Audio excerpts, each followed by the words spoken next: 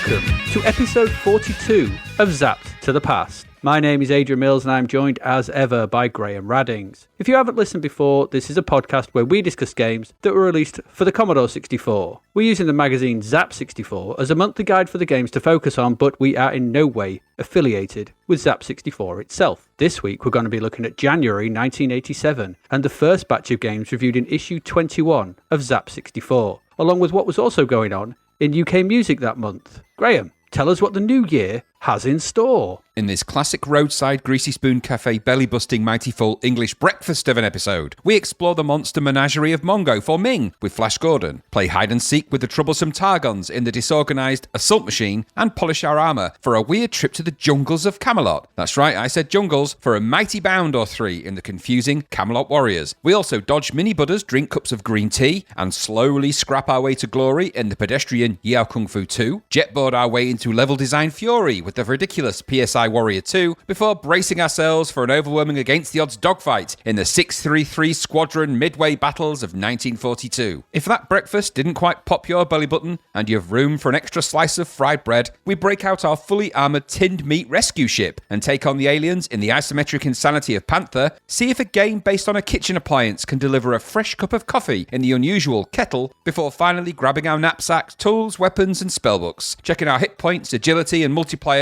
and going on a full-blown adventure in the Bard's Tale. I killed 7 dwarfs last time I went on adventure, AD. Got loads of hit points, though I'd best avoid Disneyland for a while. Awesome. Or not. Probably not. Playing these games, I'm going to guess it's probably not. Who knows? We're not giving anything away anymore. Who knows? I'm not giving anything away. Could be bad, but let's not give the game away. No, let's not. Could be finger-licking good. Could be ass-wiping bad. We don't know. They didn't put that on their adverts for KFC ever. Can Clucky Fried kick in? Yes, exactly, yes. We don't want to invoke the anger of the Colonel, do we? No, because he'll come round your house. And peck your bloody eyes out. Well, the problem is he won't leave. No, he doesn't. He never leaves. He doesn't take hints. He sleeps on your sofa. Yep. He eats all your biscuits. And just smiles at you on every cup. I don't know what that means, but it's something bad. That's all we need to really understand about that. Because you go to your cupboard and he's imprinted his likeness on every cup. Exactly. He just brands your entire house. Anyway, that's that whole chicken-related issue. That's a separate thing and a separate meeting, in fact. Indeed. Thanks for listening. We've been Zapped to the Past. Anyway, we've got games to speak about. With many games. We've got a few games to speak about. We've got 4, I think, in this section. Yes. The first of which is Flash Gordon. Flash Gordon. Gordon's alive and all that nonsense. Gordon's alive. Send out 4 Rocket Ajax to bring back his body. Stick that in your bingo calling bloody card. Just saying. Yeah. I'm not going to start singing. No, I'm resisting the urge. No. Nor am I going to say non-spherical objects that come out of hens. I'm not saying that today. We'll just refer to them as something completely different. Non-spherical objects that come out of... Did you say hen? Yeah. Oh, yeah, they are hens. I hope so. Certainly not cocks. That would be really bad. No, I don't know what that is, and I don't want to think about it ever again. That's the stuff of nightmares. Anyway, Flash Gordon. Flash Gordon. Yes, not to be confused with Flesh Gordon. No. A film you watched, I understand, at the wrong time. Yeah, it was a 7th birthday party. My dad brought it home from the video shop thinking it was Flash Gordon. All went wrong that night, let me tell you. Absolutely. Many bathers were lost at that time. Many Bothans died for that information. Yeah, terrible. Anyway, this is £2.99. This is a MAD game, so Mastertronics Added Dimension. Do you know what this was in the States, by the way? It wasn't Flash Gordon? No, it was called Captain Zap. Oh, why? I thought Flash Gordon was the thing over there. I'm not sure whether they didn't have the license to it or something. It was called Captain Zap. So weirdly enough, I couldn't get Flash Gordon working on this PC. I managed to get it working on my laptop, strangely enough. So I downloaded another version. That was Captain Zap. Oh, weird. It's just exactly the same game. The weird thing is there's little weird differences. So in this version, obviously, it's a 3-stage game, and your quest is to capture or kill Ming the Merciless. Yes. In the US version, you're trying to capture Targ. Really? Well, they're not having it. I'm the mayor of Targ. You're not having it. Bog off, Zappy. Well, exactly, Captain Zap. But also, on the title screen, there's the picture of Flash Gordon and Ming and everything. On the American version, they've given him a mustache and he looks dead like Errol Flynn. Bizarre. I'll put these pictures in a tweet. Yes, so you can understand what I'm looking at. Yes. But yeah, it's really weird. So this is Captain Zapp or Flash Gordon, whichever takes your preference. Exactly the same game throughout, though. The rest of it is all identical. But it's just the surrounding bits. So it's whether you want to play as, go Zapp, go, or you want to play as go Flash, go. Go Zapp, go. Okay. You could do, I suppose. But the game's still the same, yeah. So as I said, it's just three-stage game. So there are three very different modes of play here. These are three very different games. So for £3, you're getting a quid a game, really. And so there's quite a lot here. So the first of these, oh dear, I've done a misspelling in my notes because I said he's put us back in tit na nog fit. No, I meant turn na nog. You have been watching Flash Gordon, haven't you? I have, yeah. Turn and Og territory. Essentially, what we have here in the first instance is an arcade adventure style game. The top third of the screen is taken up with the action where Flash wanders about. The bottom 2/3 of the screen is a map which serves no purpose because it doesn't show anything apart from a map which never changes. I thought that was my imagination, but you're right. It doesn't do anything, does it? No, it's just screen decoration. It's like, here's a map. So it doesn't do anything. No, it doesn't update. There's no way to use it. It's nothing. It's just a map. It's just a map.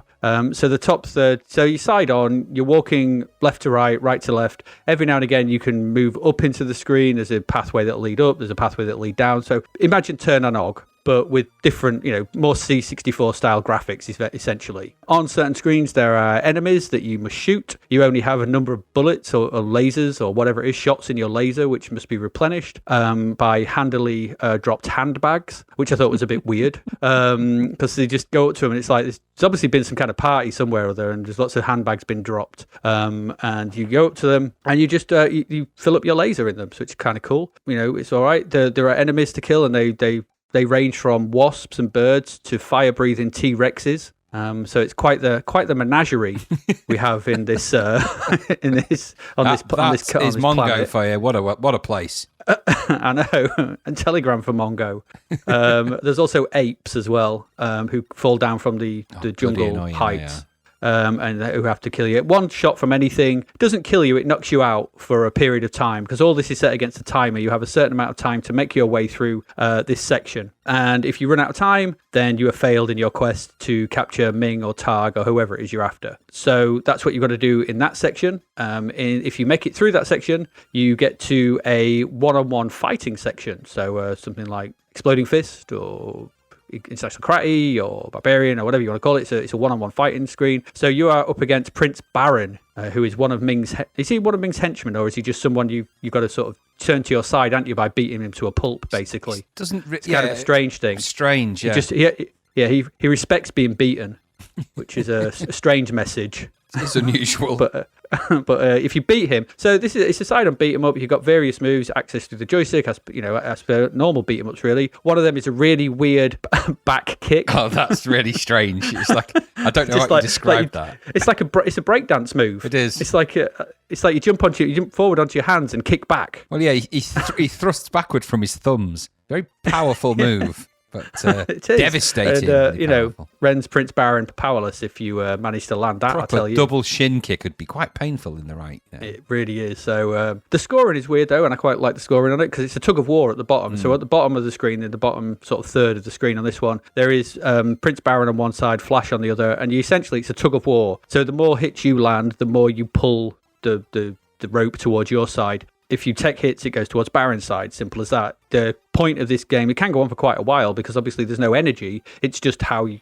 get it. You've got to get him to, fully over to your side. Yeah, so it's a bit of a slugger sort of thing. I did find that it's pretty easy just to do the low punch constantly. Always a winning choice. It is, yeah. It's Exploding Fist. Yet another game special. you can cock punch your way through. Absolutely. It's just like life. Yes.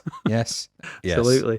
So if you take out the prince, you head off to the next level, which is a 3D bike chase as you trundle across a 3D checkerboard, a la Space Harrier, I guess, is the closest thing. Kind of thing. Ball blazer style. It's a bit slow. You have to shoot a number of birdmen from the sky, then survive a minefield, and then take down Ming. And there you go. That's what you've got to do. It's the 3 stages. This stage is really hard to line up the shots to shoot the birdmen. I'm pretty sure I was shooting them, but either they're very sprite difficult to collision. hit. Absolutely. I think the sprite collision came from that. What was that game we played? The World War II bomber one, Hunters. Oh, yeah. What was it? The bad Matrix version. Yeah, I think I just erased it. Hunter Patrol. Yeah, Hunter Patrol, that's the one. So it seemed very similar to that. I don't know whether it was. You randomly, you might hit them, but more often than not, they'll just kill you. And this is a bit of a problem because it's so hard to hit them. If you die here, you're back to the jungle. So back to the start. You fail to catch Ming, and so fail at any stage, and you go back to the start, which is a bit of a pain because the jungle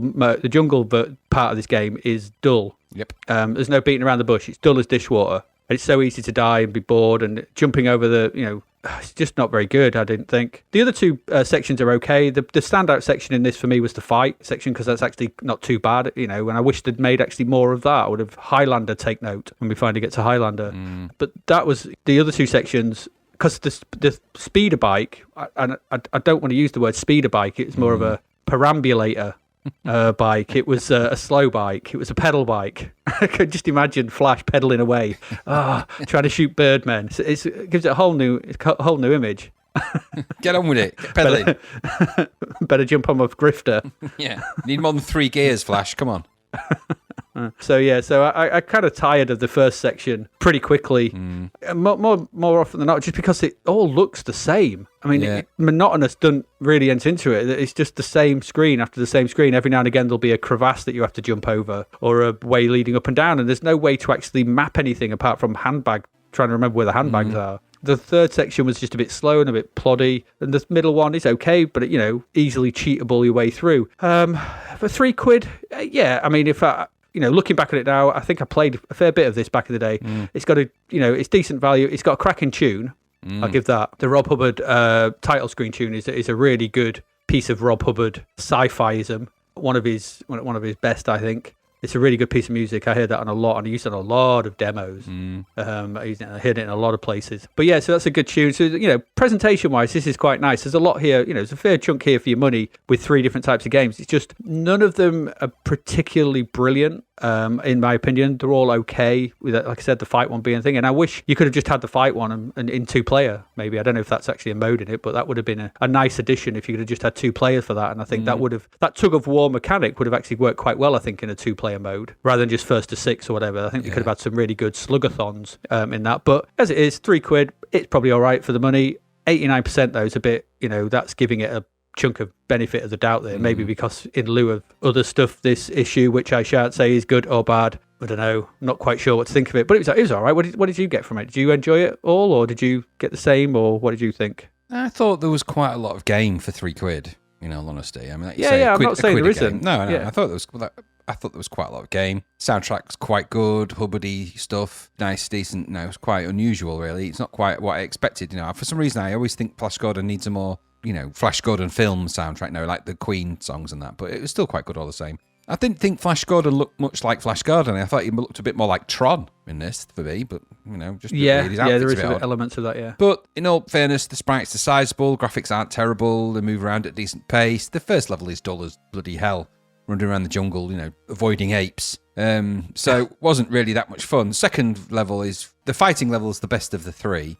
It's still not without its pains because some of the moves aren't super intuitive. Like I kept finding myself when I was doing like a flying kick, I'd suddenly find myself like flying kick the opposite direction and just some silly stuff like that. But you know what? You just work the moves out as you go. Third level, sort of the shooty bird thing, it wasn't too keen on. But all in all, it's not a bad package for £3. And it's certainly good value at the best. And the rainy day test being what it is for us, I think this would perhaps give you a reasonable shot at a good afternoon on a Sunday, if you're bored or something. Certainly wasn't terrible. For £3, it's quite a bargain, really. Just, I don't know, it didn't feel like it had a lot of Flash Gordon vibe about it, which is probably why it lent itself to Zap or whatever. Captain Zap. Because it had sort of Flash motifs here and there, but he didn't look like Flash Gordon in my estimation. My only real understanding of Flash Gordon is either from the very early TV series, which I honestly can't remember what Flash Gordon really looked like that much, or from the film, the weird film with all the various characters in it. And I don't know, it's a passable enough game. I suppose it's a good series of mini games and they're for £3. It's not supersonically Flash Gordon-y though, but the soundtrack's pretty good, so I enjoyed it for what it was. Yeah. I can't say I don't remember Flash wearing a helmet. I think no, he that's doesn't. the thing. Well, no, he doesn't. No, not at all. Actually, he's an American football player, isn't he? But he don't yeah, not on the title screen. He's like got that red, the tight-fitting top on, and he's like, but no helmet. It's just, you don't. So it's weird that he's got a helmet on. And I mean, imagine they've just kind of coloured it because that's the sprite colours they have. But it is strange. So it is strange. Yeah, I think you're right. I think I'm not knocking it. I think there's for £3 there is plenty here, and it's of a decent high quality. I mean, it all works. There's no bugs that I came across or anything. So same. apart from the kick collision on the last stage, a bit off, but for £3, you would pass your rainy afternoon, I guess. Yeah, you don't get plenty but to go it's just a bit hard to work up any enthusiasm for it, though, isn't it? Yeah, I think it's because they kill it first. They kill all the enthusiasm when you're just wandering around the jungle as Flash Gordon. It would have made more sense to be fighting people in that jungle, I think, and because in the Flash Gordon film, there's all of the Baron's men are in there. In fact, one of them's the Blue Peter presenter who gets killed by the thing in the tree trunk, doesn't he? And he has to put his hand me in. the madness and all that. Peter Duncan, or whatever his name was. So anyway, there you go, Flash Gordon. All right, for £3, it's all right. Yeah, for £3, it's all right. Yeah. It's okay. Okay, let's move on to our next one then.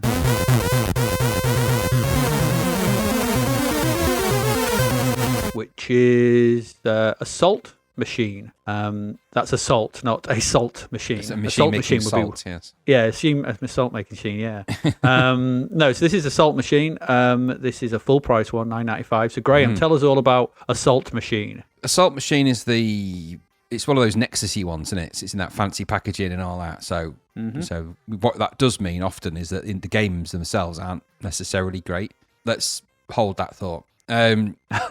So the troublesome people of the planet Targon have constructed an assault machine like you do, which is designed to let them attack other worlds. And your mission is to step on the situation by using your combination of assault planes and your search robots, of which you have 4 and 3 respectively. I'm not sure why, but you do. So you use you start off on the screen, you start off on like an island, and you've got like a map, and you send out your robots to map out the military capabilities of the Targons, and then when you find them, you search these little islands, and they find the assault machine and the industries set to design it and build it, so the factories and all that lot. You choose your weapons, so you can choose your payload, or you can just click, just do it for me because I can't be bothered, which is an interesting thing. And then you go through the process of the game. So you start on the sort of an area that can't be attacked. It's looks like a nice little beach where they could sit and have a cocktail. It's like a sort of Spanish resort. Then you scroll across using your using your joystick as like a controller and targeting the specific islands. The robots then scan them, and then you can launch an attack on those, designed to first off get to the island, and then you can drop your robot and blow stuff up. So it's kind of a game made in sort of stages. So the first stage is to search for things. The second stage is to fly your assault vehicle, aeroplane thing, to the island itself, and that's that particular part. So the first part's like an overhead view map, slide scrolling map with a kind of a cursor control to select the islands, and you've got like a little menu thing to sort of choose your options. The second stage, once you've done that and you launch an attack, you then after you pick your weapons, you're in like almost like a cheap afterburner. So it's like you're in like a little afterburner. You control it by sort of going left and right, but it kind of rotates in a circle in sort of that screen, which doesn't actually help you in any way. It's actually it makes it almost seem like you're not really in control. Well, you're in control of it, but it's really hard to shoot anything with any meaning. And you've got missiles and all sorts of stuff, but I couldn't actually find a way of triggering any of that. Anyway, so I just flew to the island. When you get there, you've then got to deploy your robot to the surface, who then searches for things. And it takes ages to search for things. It's the slowest searching robot of all time. It's like slow. It's like speed up. Find things. Because then the idea is, once he's mapped the things on this particular island, you then have to bomb the damn things and blow them up with your bombs. And each one of these things is represented kind of a different type of graphical view. So when you fly to the island, you get the kind of afterburner type thing. Then it turns into like a horizontal sort of scroller when you're sort of dropping the robot and doing that, and that's under attack from the things on the surface. And then the idea is that I think there's 10 islands to search, and you search them, and the idea is obviously find the islands, find the pieces of the assault machine, blow everything up, and hey presto, you've saved the day, and you've stopped them pesky Targons from invading other worlds. So that's the game. That is the game in a nutshell. Graphically, it's kind of, I found it a bit. The graphics kind of vary a lot in this game. They don't vary from good to great. They vary from kind of not great to kind of weirdly disorganized at best. It felt like the whole game felt weirdly disjointed and disorganized, like it was several component parts of different games bolted together with some weird Targon-based story. The only decent bit I felt that it all lacked a bit of polish. It all felt a bit unfinished in terms of its graphics. They're a bit bitty and a bit boring of colour. There's not a lot of colour in this game. It's all quite dreary looking. In fact, the colour of the tape case is similar to the game. It's kind of greys and dull colours.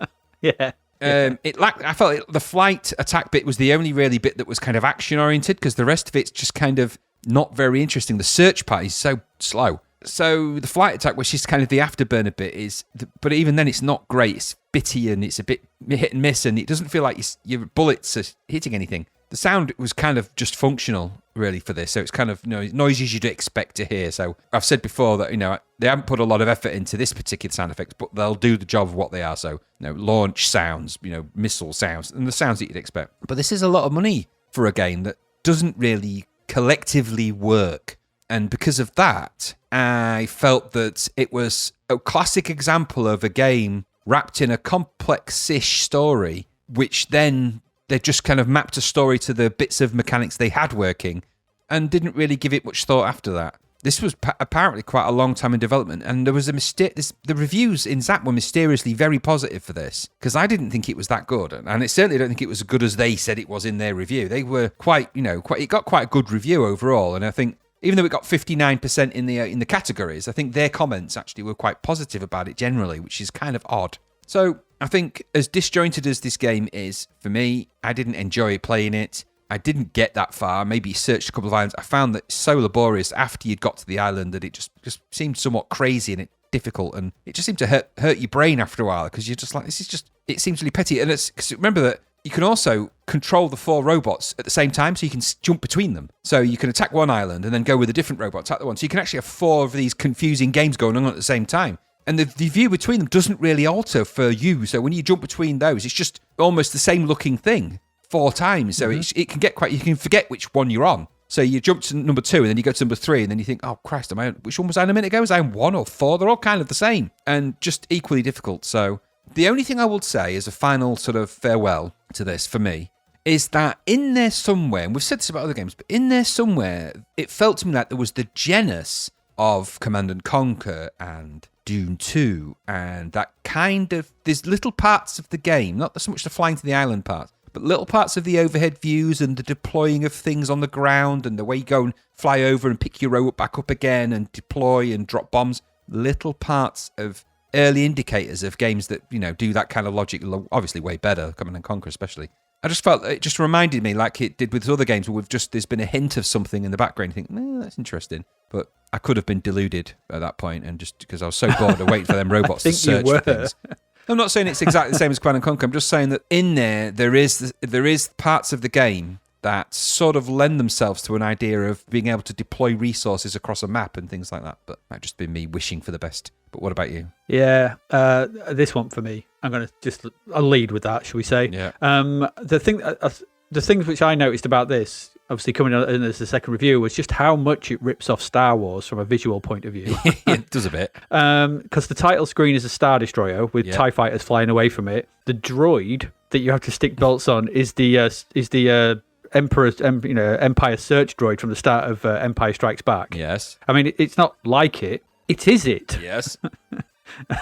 So yes. The fact that the droids are called Chan, Holmes, Bond, and what was the fourth one? It was another detective one. Yeah. I can't remember what it was off the top of my head. It seemed like loads of influences drawn from all over the place to a thing which never seemed to coalesce into anything beyond some ideas. And I'll be honest, I never got to any of the islands. Because I couldn't figure out what I was supposed to be doing. I just flew around a bit doing the Afterburner stuff. And it did remind me of some kind of early version of Afterburner. Well, it's sort of a wobbly version of Afterburner is what I put. It is wobbly. Which then it looked pretty rubbish. And I went, the sprites are very wobbly, the sounds are tepid. It's an interesting attempt at some kind of strategy come action game. And I see what you're saying about, that, because obviously I've noticed that it's strategy and action into one, which real-time strategy games, I suppose, would come out of that. But it just fails anything. It's not good. Because I just didn't like it because it's dull and there's nothing to really draw you in. And I didn't like, when you put in the stuff on the droids in the opening section and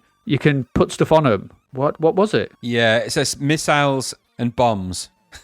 Yeah, it's like, but there was four or five things, and I was like, well, am I supposed to take them? Well, surely just put them all on and take them all with. I don't know. It's not explained either in the instructions. I downloaded the instructions, and it's not very well explained in there either. No, I didn't think it was, because I don't think they quite understood what they had. There just seems to be this genus of a thing, like and I watched bits and bobs of other bits, and it just looked, like you said, really dull.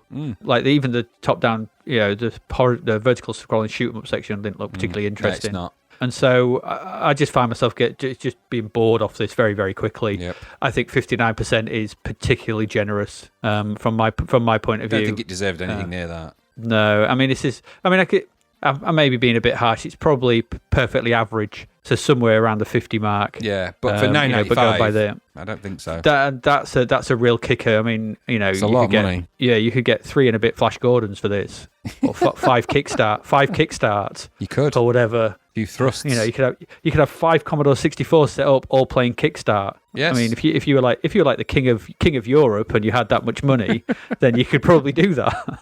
Yeah. But it's probably better than playing Assault Machine on your one Commodore 64. Yeah, I think they heavily. It's a game that's heavily marketed, and so and by that I mean it's just they laid on the marketing thick for this, so it came with a fancy packaging, and it's. Don't forget, this is the game that had no screenshots of itself and an advert for another game at the bottom of it in its advert. But I mean, it's like it's the box and the fancy game's packaging. So good, we want you to look at another one. I think that they were all packaging and no substance. No, all package and no nothing in it really. Nothing in there. Yeah, absolutely. They were all sock and no filling. Okay, I think. Yeah, that. I'll go with that. That's what they were. They were all Wonder Bra. They were, yes. They were just a vacuous, empty shell of a game that deserves no more time and effort from us in this podcast. No. So let's move on to another game that may be better or worse. We don't know just yet. We can't decide. No.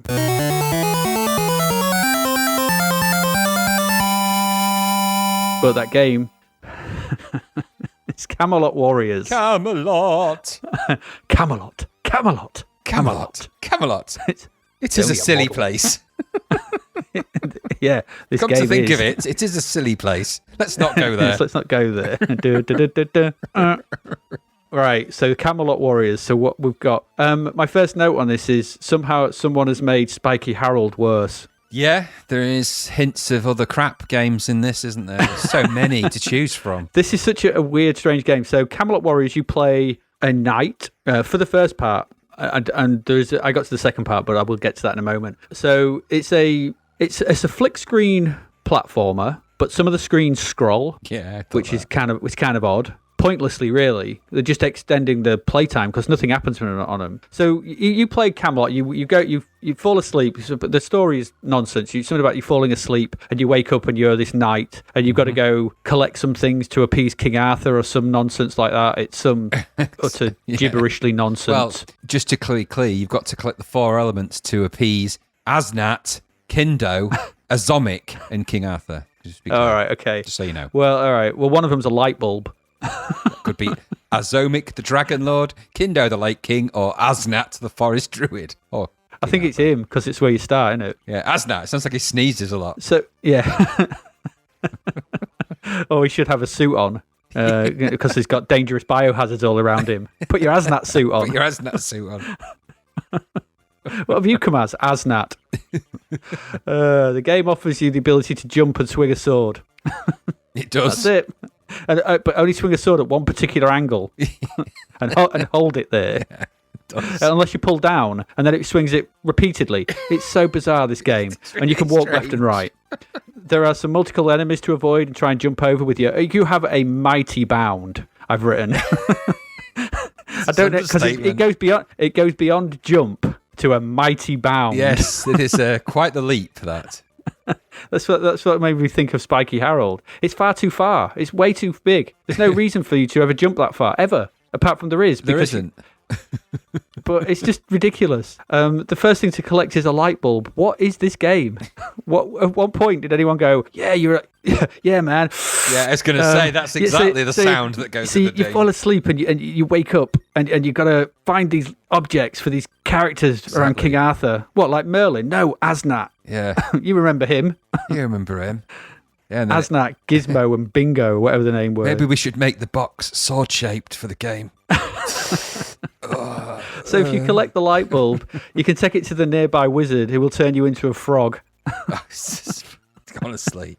allowing you to enter the nearby pond. But that was as far as I got because, and here's where the problems start. Well, actually, no, the problems have started way before this. Is that there? They start way before this. But the game respawns you where if you walk off, I don't know, did you get this far? No. All right. No, I didn't. There's that spiky. You get turned into a frog, and there's the lake. There's the pond. So if you walk off the edge of the pond, you fall down onto the next screen. Now the problem with the game is what comes up next, because if you fall off, there is a jellyfish just under there that is timed. You just fall down the pond to hit you immediately. Oh dear. The problem is the game respawns you where you came on the screen. Oh dear. And it respawns the enemies back to where they started. Oh dear. So you're in a death loop. Bad game design. To get this far, this is one game, and I've only ever done this for this one game because I just wanted to see it because I was dying so quickly, and I wanted to see if I got somewhere further. I turned on the infinite life cheat. Okay. So I just infinitely sat there watching myself die. God, that's bleak. It was like, oh dear. I was about 3 hours. That's the curse of infinite life. Absolutely. I thought I was in some sort of Swedish. You actually got sort of Connor McLeoded. Swedish film. I did. You got Connor McLeoded. He gets trapped in death loops all the time. Oh, it was dreadful. Yeah. So as we said, we just pulled the plug and walked away from this nightmare of a thing. Put your own dream in this, and the game is a hellish thing from some fever dream. Awful nonsense. It should have been play tested, and then the dev should have been slapped for wasting the play tested time.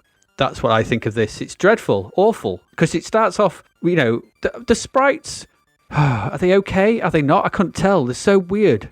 The whole thing looks weird. Those owls, why are there owls? Why does the game start off with an owl that suddenly just dive bombs you and kills you immediately? Why is if you jump straight away, you die. There's just death. It's just death everywhere. And there's no fun to be had in this. The only amusement is that mighty bound. Stupid and rubbish. Camelot Warriors. I've never heard of it. Never played it. Never heard of it. Didn't come across my radar back then. And I'm sad that it's come across my radar now. I thought this was awful. Yeah. Awful game. 44%. I don't know what they were smoking. Probably whatever they were on when they made it. Yep. But this is dreadful. Did you get anything from this nonsense? Only a really intense desire to smash my computer to pieces. It's awful. It's awful. You can't wrap it in silly names and make it good. I don't care who Kindo the Lake King is. I had no desire to meet him. I don't like games where I can jump quicker than I can walk, which is weird. So you just end up jumping around all the time. His sword swing was bizarre, to say the least, and wild at best. The graphics were... They were all right-ish, but not great. Not great. It looked like a knight, I suppose. He had a jolly walk. He did have a really... Cause it's just, honestly, it's just like... I think this... you've said it before. I think someone had Camelot explained to them by somebody that was clearly very high. So I've got this game to make in Camelot. Do you know anything about it? Yeah, Camelot. This is place where there's like a jungle, and there's like... You get turned into a frog by a light bulb, and there's Kindo the Lake King. Don't forget that. None of these things apply to the realm of King Arthur. None of them. Not once did Merlin, who's not mentioned here, by the way. No. Why isn't Merlin in it? Why has it got Asnak, Kindo, Azomic, and King Arthur in it? Why are they in it and not Merlin and Uther and Mordred and just, people that are actually in that realm? Anyway, what does that matter, really? The level design is, as you'd expect on something like this, confusing and ridiculous. It scrolls sometimes, jumps in others. It's like, it is, it's a dream to some, a nightmare to others, this game. It's awful.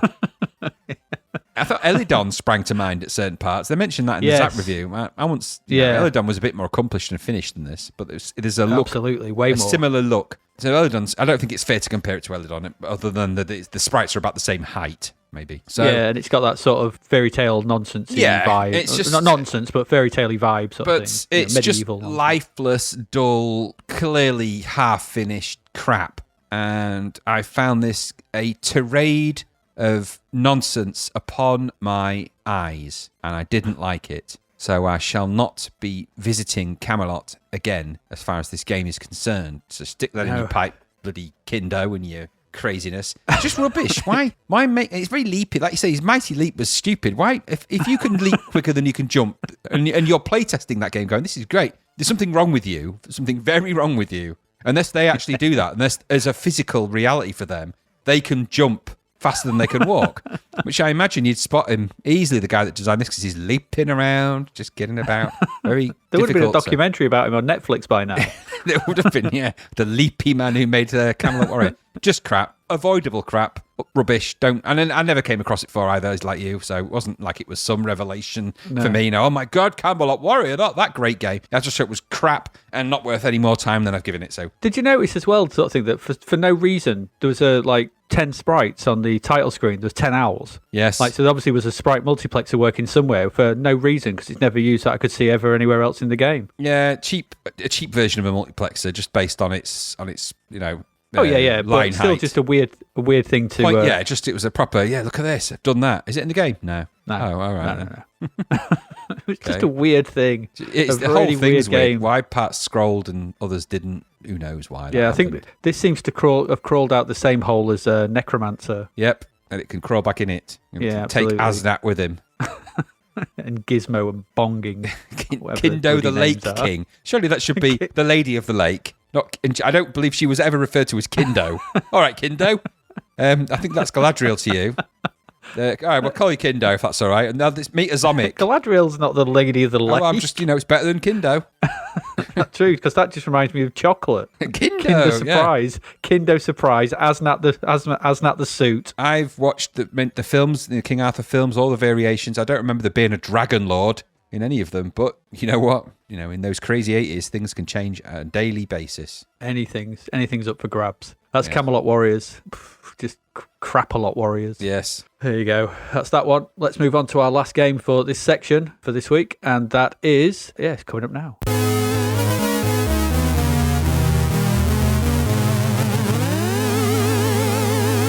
Because it's Yie-Ar Kung-Fu 2. So, Graham, a sequel to Yie-Ar Kung-Fu has appeared. Tell us all about it. Yes, it has. It's not a classically great loading screen. It's an attempt at drawing the kind of cover art for the game, and it's the crap vert which we've discussed, I believe, as well.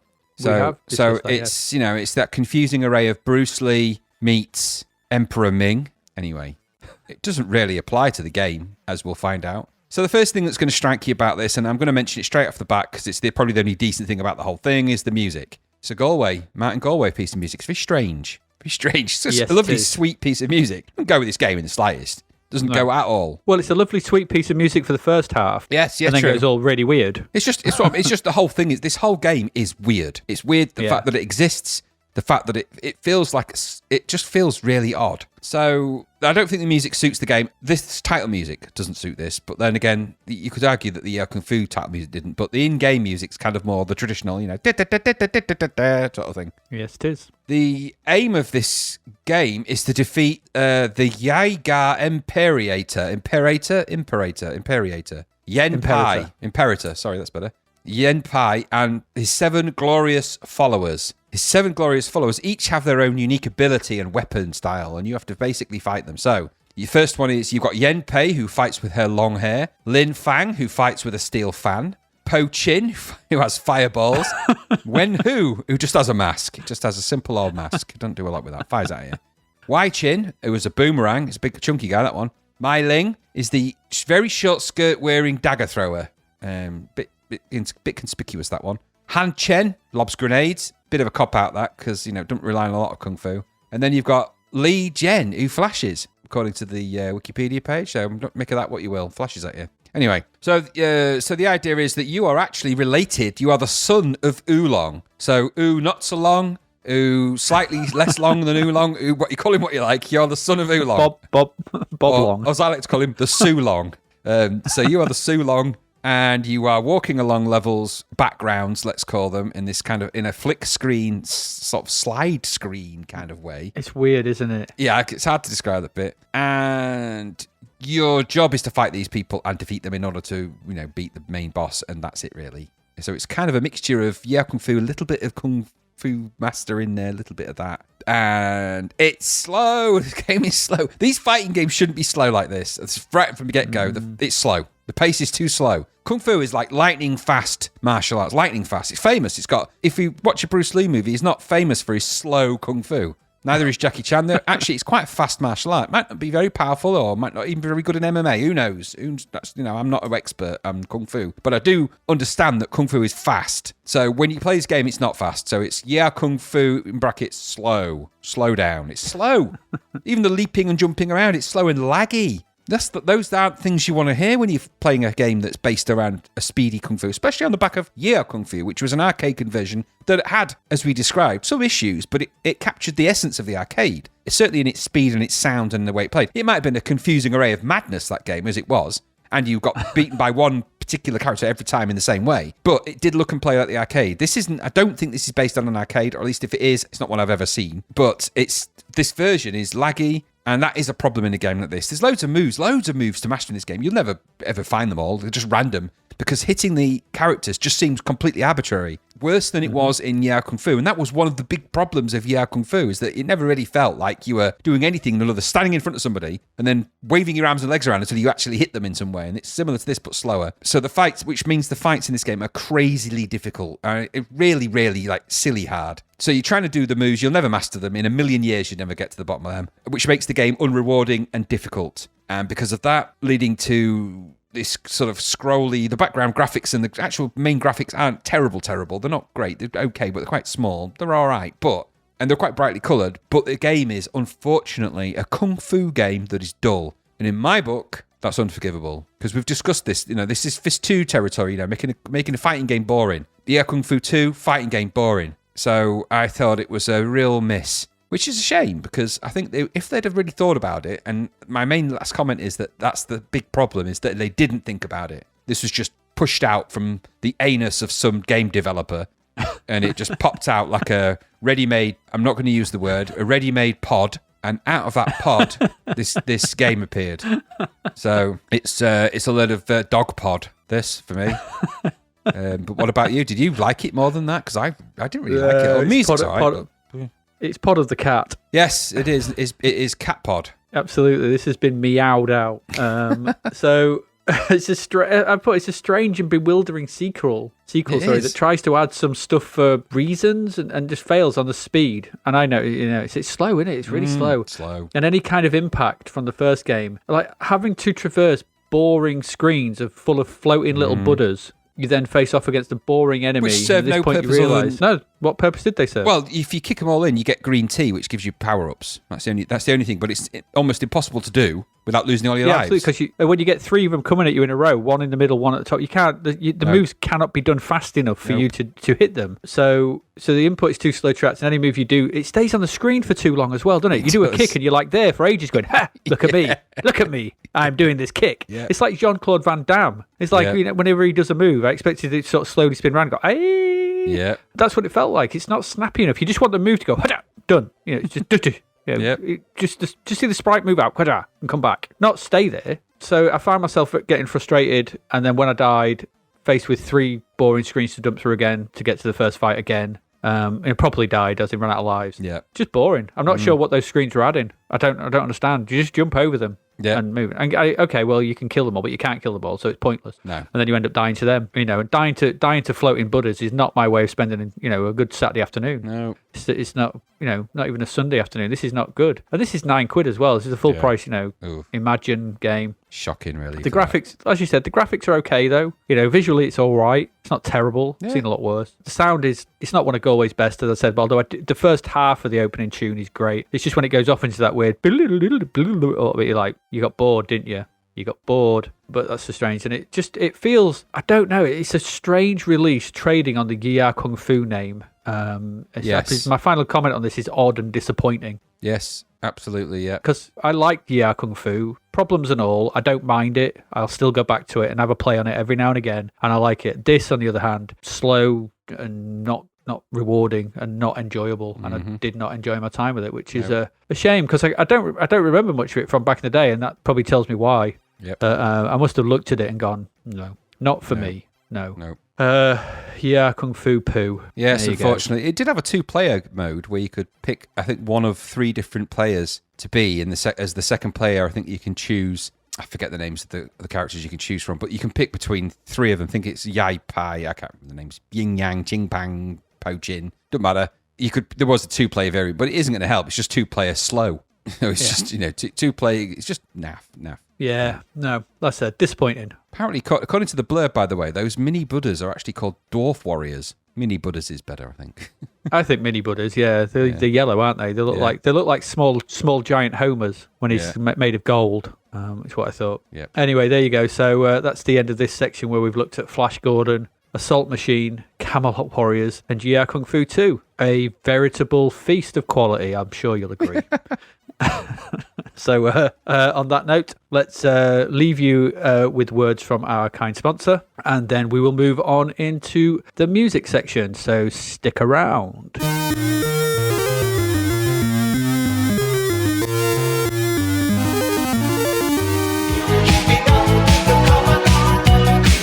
Big hugs to our sponsor davidhearnwriter.com, where you'll find bargain books, ebooks and audiobooks. Let's hear a sample from his fabulous audiobook, Back in Time for a Donut, read by the amazing Lucy Dwyer. After the Jaffle, I'll hit Galaga at Netherworld. It's the best, you know. Galaga shmalaga, objected the driver. If you're talking retro games, how about Moon Patrol? That buggy had guns, she snickered. He looked in the mirror and put on a cheeky frown. I'm serious. Do you know how much faster we get from A to B if I could blast those rude drivers who cut me off or steal positions in merging lanes? Boom! She waved his nonsense away. She looked out of the window, taking in the bright city lights and metropolitan sights. Brisbane sure was a pretty city.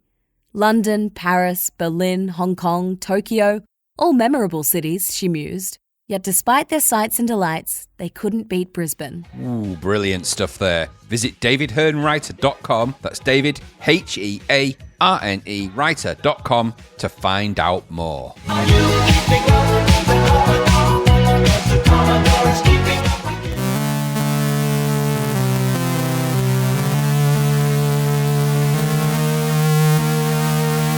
Welcome back. This is the music section. We've got lots of music for music in January 1987. I don't know why it still says 1986 in our notes. I'll just change that now so I don't get confused. Music in January 1987. We've got past Christmas. And what have we got going on? So for the first 2 weeks, Reet Petite sticks itself at number 1. That's the first 2 weeks. Sold over 700,000 copies. Yeah, Wow. It was reissued because of a claymation video on a BBC documentary series, Arena. That's how it came to be. That's how it got released, allegedly. And the video was directed by Giblets, a London-based animation studio. And this reissue was so popular in December 1986. It was almost 3 years after Jackie Wilson's death. So it became number 1, selling over 700,000 copies.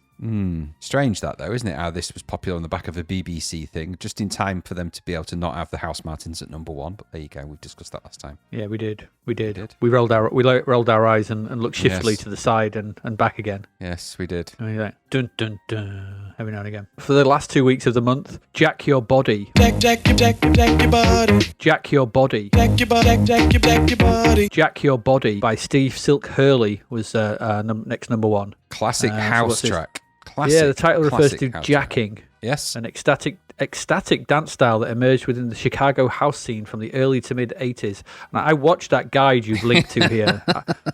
I'm going to say I didn't do it. Yes, there is a guide to jacking, which we'll put in the show notes for those people that want to We'll learn. put somewhere. Yeah, I think we need to. Yes. If you want to learn to jack your body, Jack your body. or jack your body, Jack your body.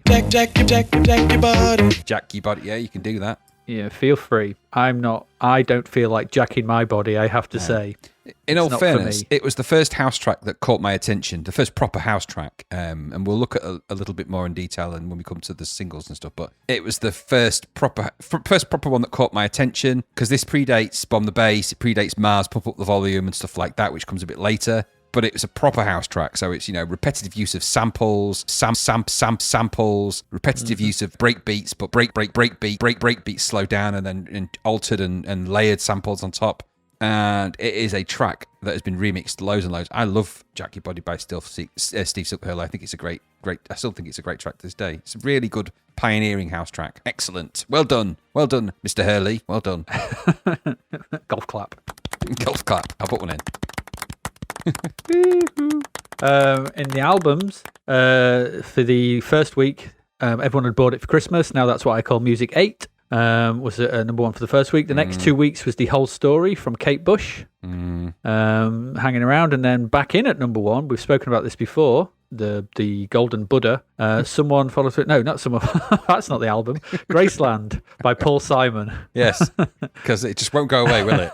No, none of them will go away. So none of these will go away. So they're like farts in the lift. Yes, as you've noticed here. It just won't go away. Graceland. Someone followed through in the lift. Just won't go away. Just look, make room for other people. That's all I'm saying. Yeah, stop hogging the charts. But we had this with Dire Straits, didn't we? Yeah, it's just hanging around. Same last year. Yeah. We have an album that just won't go away. Yeah. It's like, go away. Go away. I know, I'm getting that vibe from like Salem's Lot. Go away. He's at the window. Let me in. It's like Paul Simon tapping at the window, floating. Open the window. No, Paul. You're not coming in. I watched Salem's Lot the other night, actually, for Halloween. Yes, it's a good watch, that is. It is a great watch. I really enjoyed that. I'm pleased you watched it. I did, yes. James Mason's performance in that, just as an aside, is one of the bizarrest performances in anything ever. I don't think it's like he gives he can't a shit. be bothered. It's like when he's driving the car, it's like he just don't care. It's like just driving it, just looking around. I don't even think he's driving it, because there's one point where the car drives up, and then if you actually notice, there's a jump cut. And he gets out. Yeah. It's like, he's clearly wanting that. I've watched that several times. Yes, I think he was possibly in a different realm. Yeah. Just that conversation he has with David Soul in the house when he goes to in the antiques thingy. Oh, you're that writer fellow, aren't you? Yes. Do you believe her? And there's a great bit as well. There's loads of bits I noticed for the first time where sorry about this aside, but anyhow, where cause we've just had Halloween, so he goes, the Glick boy disappeared, and so and so's fainted. Larry, what's his face? The estate agent guy. His face is thinking about it. It's all happened ever since I turned up. It's not all about you, David. It's not all about you. Yeah. You have nothing to do with it. We know that. You're down by the lake. We've been watching you. Stop making it all about you. Typical like Stephen King writer. It must be all about the writer. And I always like the fact that whenever he's in his shop, whenever anyone comes in, they're always disturbing him unpacking a box. Or he's always just opened a box and he's about to get something out, and then somebody goes ding, ling, ling in the bell, and he's like, I can never. This shop's never going to bloody open with people disturbing me every 2 minutes. You must procure 4 stout padlocks and piss off. When like the woman looks at things, she goes, I really like this. Is there any chance? He goes, I'm afraid not. And then she goes, I presume she means the price and like it's too expensive. Yeah. And then he goes, I could hold it to you until Friday. And she's like, would you? That'd be brilliant. I can't afford it then, but Pointless conversations.com, isn't it? I'm really interested in this item. I'm afraid I can't sell that to you. I can hold it until Friday. It's not going to help you in the slightest. Such a bizarre film with so loads of bizarre moments. In that shop, I wanted him to sell like an old crucifix, just so he could say, put down that cross.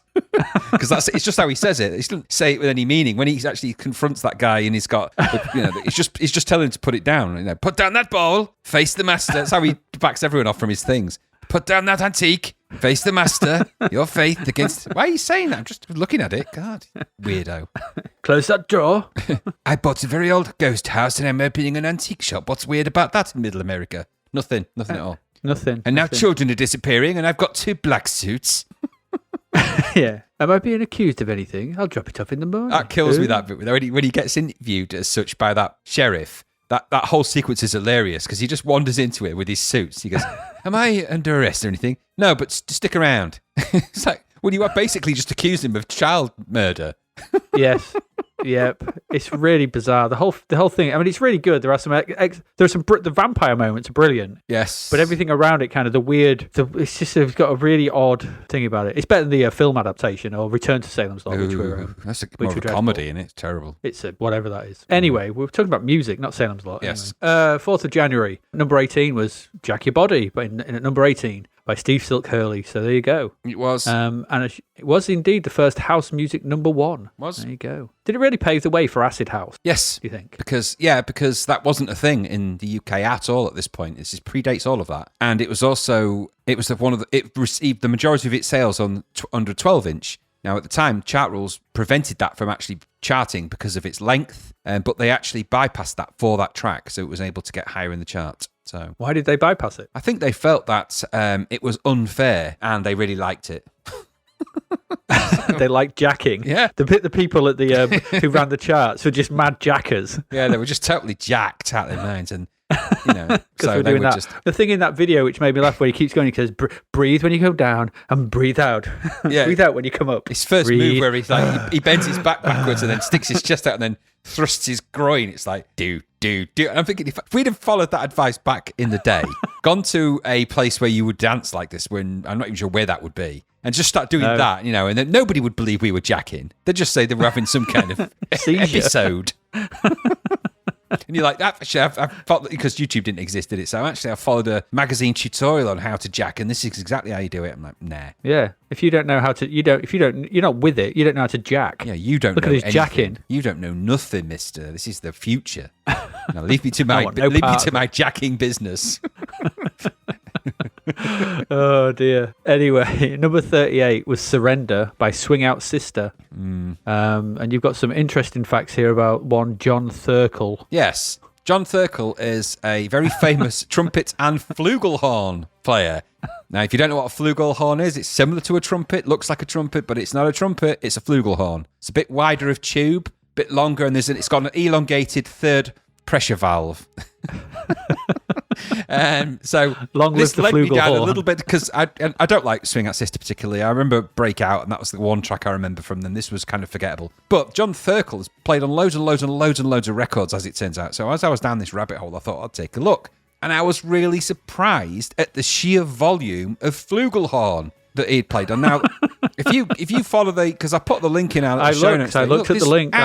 This guy played trumpet on so many famous tracks, but more surprisingly, flugelhorned his way through the 80s. And that made me think that perhaps we haven't given enough appreciation in all of these podcasts and generally in our lives to the flugelhorn players out there. So I'd like to declare this day Flugelhorn Day. And just as acknowledgement, John Thurkel, I think you're the best flugelhorn player I've ever heard, because you're the only flugelhorn player I've ever heard. And thank you for all of your flugelhorning.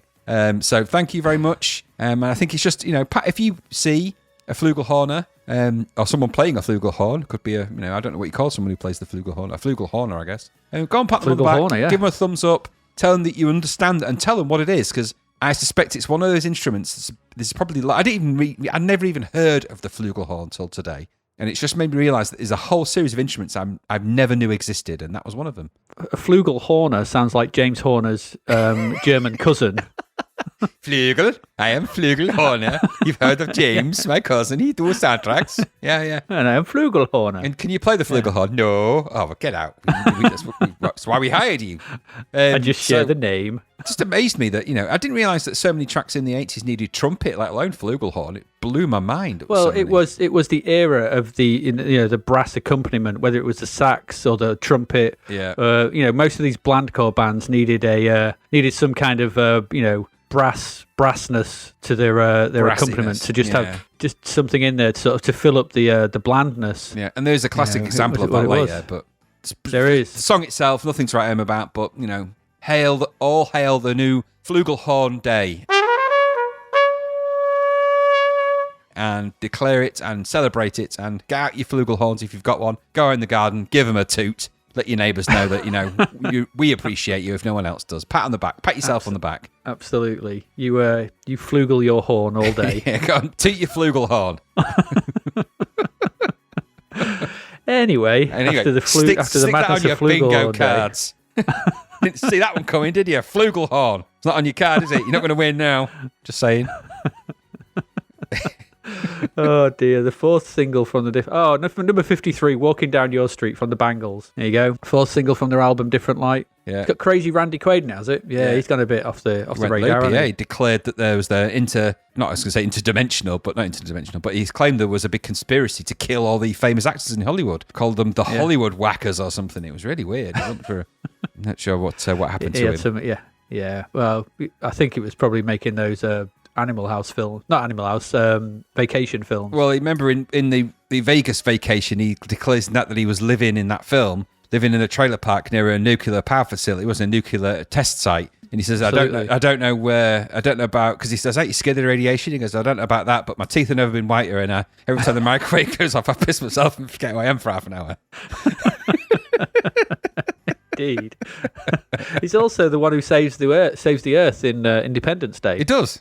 Bless him. bless him. Yeah, he flies his plane He does. up to them because he does. claims that they abducted him and did things. They Maybe did. they did. That's what happened. I think that is what happened. Probably. There's not a lot of stuff out in the January. Generally never is there? No, 11th of January, number 15. It didn't matter. It probably didn't from the Style Council. No flugelhorn on this. No It's just their 15th flugelhorn to single. be seen. Tragic waste. Yeah, number 24 was Wasteland by The Mission. So more tiny hats. Was this really in a Miami Vice episode? Yes, it is a Miami Vice episode called Teresa. It's the 16th episode of Miami Vice's 3rd season, and in that episode, Crockett discovers not only that his girlfriend is a drug addict, but she's linked to the dealer he's investigating, which jeopardizes the case against him. And I think we can all take a moment to appreciate the lyrics of the Mission song Wasteland and how that blatantly does not apply in any way to the thematic of that episode. No. No. I'm trying to think actually my way through the lyrics and I go, no. All over this wasteland? No, it don't. Number 30, The Wheel Was on Fire. I found this bizarre. The Wheel's on Fire by Susie and the Banshees. So originally written by Bob Dylan and Rick Danko, performed by Bob Dylan and the band in 1967. Yep. And this version was covered by Susie and the Banshees for their all covers album Through the Looking Glass. Now you've listed a load of people here. Yes. Who've done covers of this, and loads of them. I listened to this earlier on because I didn't recognize it, and I still didn't recognize it. So I was like, never heard this, despite all these people covering it. Like, what is this? Well, it's just a really well covered song that I've just never heard of. Exactly. Well, because it's the theme song for Absolutely Fabulous. So Which I don't remember. But that's Julie Driscoll and Brian Auger's version. Brian Auger and the Trinity did that cover. And then she re-recorded it with Adrian Edmondson randomly. It's for the weird, as the theme to the BBC comedy series. But other artists that have released their own versions of this song include Hamilton Camp, Phil Lesh, Golden Earring, Elvis Costello, The Hollies, Ian and Sylvia, just Ian and Sylvia, that could be your neighbours, Les Fradkin, Leslie West, Serena Ryder, Charlie Winston, June Tabor, Gusta, Marco Benevento, and Rat Scabies.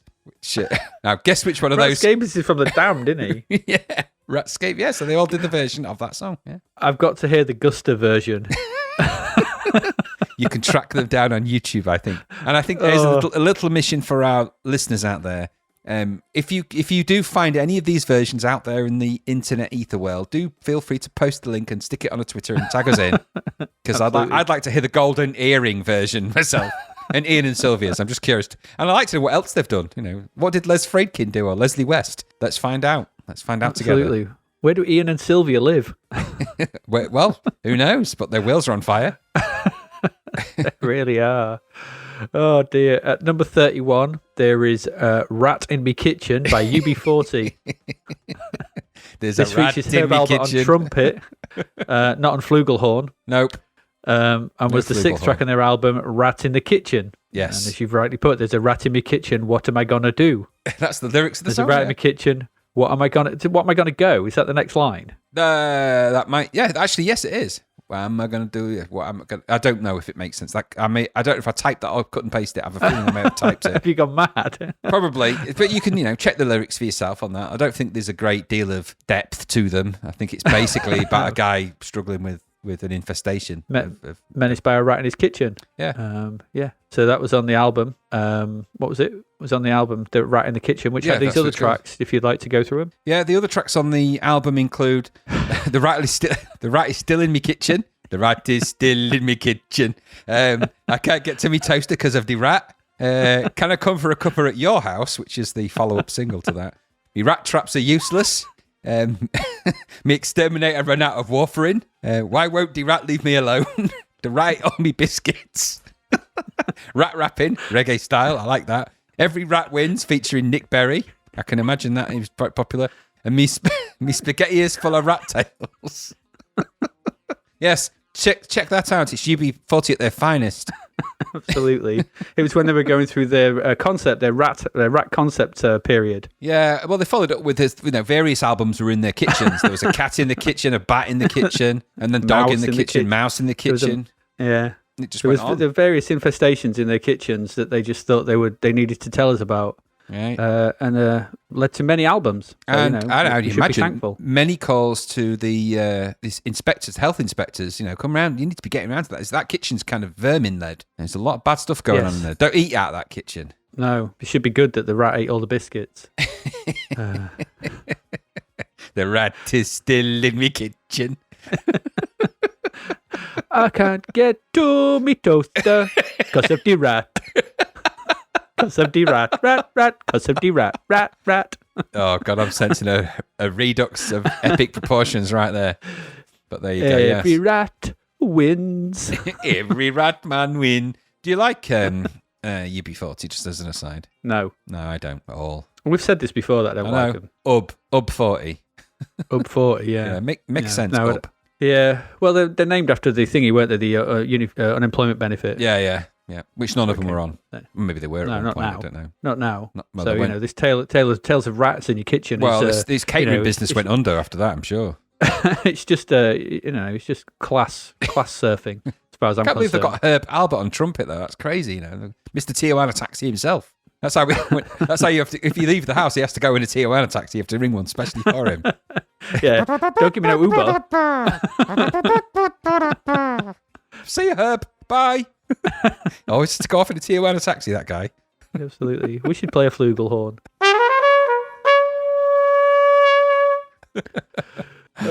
Right, at number 50, there was Heartache by Pepsi and Shirley, which they probably felt, really. So Pepsi was, called Helen, and Shirley they were indeed Wham backing vocalists. They were Wham, yep. Wham, yes, they were. I always remember them in the Top of the Pops for, what was it, Wham Rap? Yeah. That was the thing. They were on that. That's quite good. Shut up, chick. He's a friend of mine. That's the one. Watch yeah, your mouth, baby, right a line. Young guns having some fun. Classic. No, it's not Wham Rap, though. It's Young Guns. Yeah, could be. Or is that Wham? No, Wham Rap is they're both kind of similar, but they are on both. They are. The debut album, All Right Now, released later in the year, was commercially unsuccessful. Sadly, yeah. It's a shame, innit? Yeah. But they returned in 2000 to record their backing vocals on Jerry Halliwell's UK #1 hit, Bag It Up. Yeah, which I didn't even know existed and didn't check out. No, neither did I. No. I'm not gonna look at that. No. 18th of January, number 47 was Best Kept Secret by China Crisis. In answer to your questions, don't they belong in your blandcore category? Yes. Upon listening to this, yes, they do. Very definitely. Have you seen that picture of the stupidest drum kit ever? It's ridiculous. Why would he have that? It's from the video. I don't know. No one could play that. No, it's not. It doesn't make sense, does it? No, it's ridiculous. And also in that video, they dress up as jesters and clowns, and it's awful. Yeah, sounds about right. It was a dreadful thing. But yeah, they're definitely blandcore. Yes. 25th of January, I Knew You Were Waiting for Me, George Michael and Aretha Franklin. Yep. Anything to say about that? No, written by Simon Climie of Climie Fisher and Dennis Morgan, who also wrote songs for Eric Clapton and Fergal Sharkey, randomly. And it was produced by Narada Michael Walden, who, as of 2020, is the drummer in the band Journey. Very famous drummer. So there you go. Oh, well, there you go. There you know. These people get around. Number 27, It Doesn't Have to Be This Way by the Blow Monkeys. God. Blandcore sophistopop. Yeah, really dull. Boring dinner party music. Yep. For the 80s. And it's featured in the movie Police Academy 4, which tells you all you need to know. Doesn't it just? Yes, it really does. Number 42 was Rock the Night from Europe. So, yeah, it's weird, isn't it? This was released twice.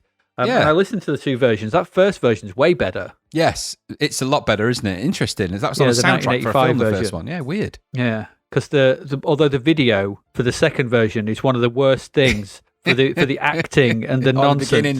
It's terrible. Just to turn up in a massive bus and look like they're about to run into that rock what's the rock cafe? It doesn't matter. It's just a It's cafe. It's the classic cafe, isn't it? It's the rock. What's the rock cafe called? The Rock Cafe. Oh, I don't know. Anyway, they turn up it, don't they? But they just get out the massive bus and then just start being arseholes at the table. It's when you listen to the 1985 version. It's actually just it takes off all the stupid stuff that they put in the 1986 version. So I mean, I like the song quite a lot. It's a really good song. But the 1986 version, it's got that really epic guitar kind of woo right at the beginning, which isn't in the 1985 version, thankfully. So it's a bit rawer and grittier. I quite like it. I quite like the first one. So weird that they did that. Weird. But as you say, and so rightly say, so much hair. There is so much hair. It's between him, Joey Tempest, and I think one of them's the drummer, and one of them's the other guitarist in the band. I don't know, but there's this big hair all round, and Joey Tempest's hair is inexplicably huge, massive. It's like Tina Turner, but bigger. I think is it bigger than Tina Turner's hair? It's like he's borrowed Tina Turner's wig, just stuck it on his head. It's bigger than Tina Turner. In and of herself. Well, the wig actually went off to have its own career. It just went off and formed its own she's band. in there doing that dance. Nutbush City Limit. I want to see that. I want to see that bad. I want to see Joey Tempest doing the Nutbush City Limit. Doon, doon, doon, doon. I want to see it. Oh, he really should. What else was this? Number 86, Keep Your Hands to Yourself from the Georgia Satellites.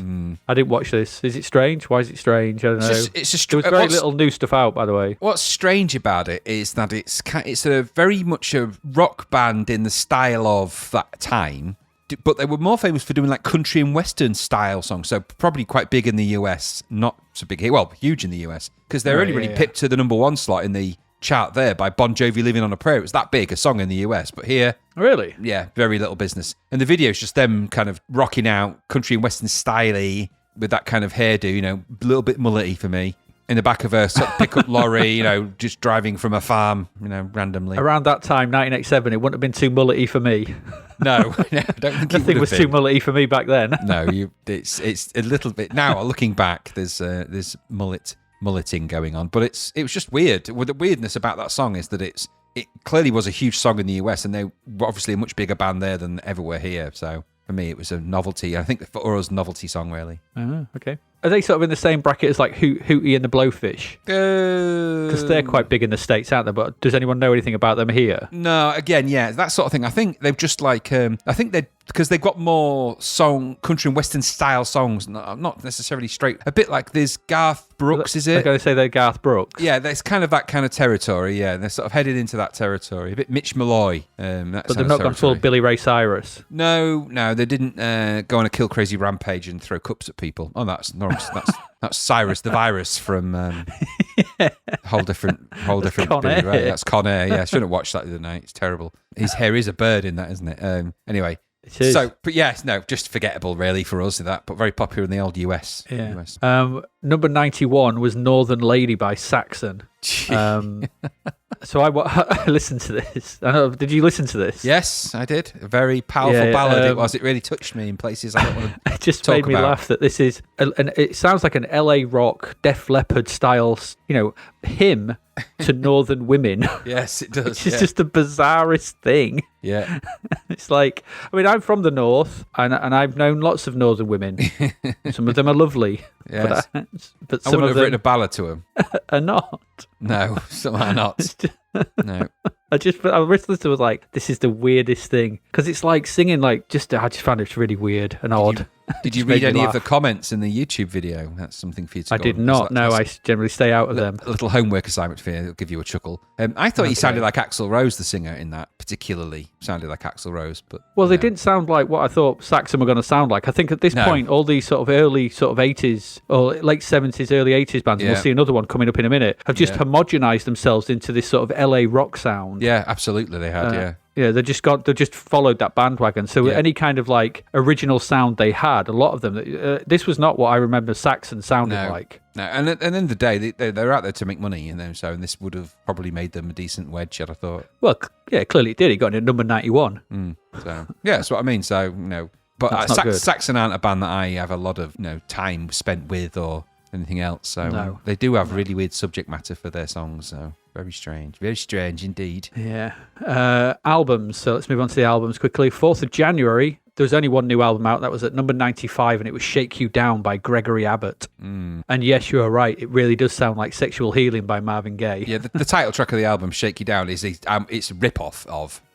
Yeah, and I've noted at the bottom, I've just put note at the bottom, no one comes off well when compared to Marvin Gaye. I mean, I'm not the biggest that kind of music fan, Motown, that sort of thing, but Marvin Gaye's great, Well, it wasn't so much, the vocals would be bad enough to even attempt with a Marvin Gaye track, but it's the instrumentation and the production that sounds alarmingly similar. And I'm surprised they got away with it then, because nowadays you'd never get away with that. You'd be, there'd be a cease and desist or a, we want our lion's share of the money for that. Because I think it sounded in fact, when I heard it, I thought it hit the wrong track on YouTube. We'll post both video links on the show notes. You be the judge and see what you think. Yeah, Absolutely. It's up to you, that. But I'm a bit weirded out by what shake you down actually meant.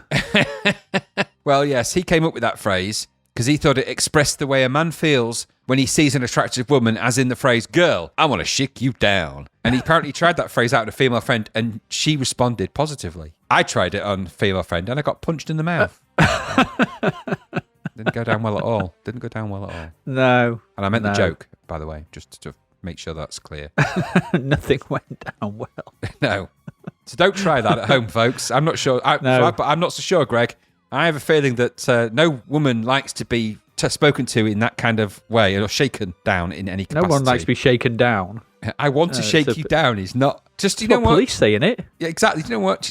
If you're listening to this podcast and you've got a loving partner sat next to you, just turn to that partner and say that to them. If they're attractive, it doesn't matter what your preference is. It's irrelevant. Just try that line on them. Just say, I want to shake you down. See what happens. Do they respond positively? And what does that even mean? Responding positively could be anything, don't it? Was it a thumbs up? Did they give you a hand signal? Did they just pass you a pie? Did you get 50p? What? Did they hand you the shake and vac, which is a very 80s thing? There's lots of ways of responding positively, isn't there? That's what I'm thinking. Just a smile. Did they stick the tongue out? Did they, tell you to piss off, but friendly, like piss off? No, piss off. Oh, piss off. Yeah. Who knows? Feel free to share that with each other. Absolutely. That's advice all the way from Greg. Yeah, relationship advice from Greg Abbott. Yeah, and later, of course, he opened up a series of bakeries, as we all know. No, so, what, really. Abbott's? Yeah, Abbott's Bakeries, yeah, you've heard of them. Absolutely. I love getting a slice of steak from them. That's it. They specialised in all vegan pasties, but now they have to do a meat one. So that's really annoyed them. No. Really annoyed them now. Yeah, Greg's have the steak slice. Abbott's has the slice of steak. They have the Cornish pasty. We have the pasty full of corn. Yeah, their buns have no seeds. I'm sure of it. Abbott's Bakeries. Come to Abbott's. We're just like Greg's, but better. No, not really. And we won't shake you down. Shaken, not stirred. Anyway. Oh, no. All our bread is shaken down. There you go.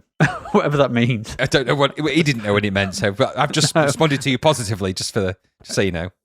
Absolutely. We don't need our bread. We shake it down. And you'll respond positively when you eat it. Thumbs up. We have to say it because it don't mean anything on a podcast, does it? That's true. Otherwise, yeah. it's just silence. Microphone, pick this up. AD is putting his thumb up. Oh my God, not that far. Shake it down. Quickly. Oh, God, there's no nail on it now. Anyway. There never was. 11th of January. In at number 62 was Count 3 and Pray, which is what I just said. Yes, it is. I prayed. That's not a positive response. 2, 3, from Berlin. And yes, Take My Breath Away is on that album. It's the only track you'd know off it as well. Yeah, probably. 18th of January, in at number 11 was The House of Blue Light from Deep Purple. Aye. The 12th album. Yeah. Yes. And according to it's a painful album for the band to record. Yep. And you've noted guitarist Richie Blackmore has said much of it was re-recorded and confessed, I think I played like shit on it, and I don't think anyone else really got that into it. Sold. Indeed, sold. Have you watched the video for the title track? I didn't. I should have linked to it. It's a truly terrible video. It's trying to be like a pastiche because it's like, as a guy at the beginning go, what do you mean Deep Purple don't do videos? We've got to get them on it, blah, blah. And then it just, they're like, what are we going to do for this video? So it's just lots of people moving around. It's awful though, but it sounds like it. If you haven't listened to this, I remember what Deep Purple sounded like. Famous for, and then this sounds like subpar LA rock. It's like a really shit Dave Lee Roth. Well, they'd all fallen out at this point. They were sort of, they weren't even. God knows what happened. Well, they weren't friends really at this point. I think they were just sick of the sight of each other. The album was recorded under duress with all of them. Nobody was into it. They didn't like it. They didn't like each other.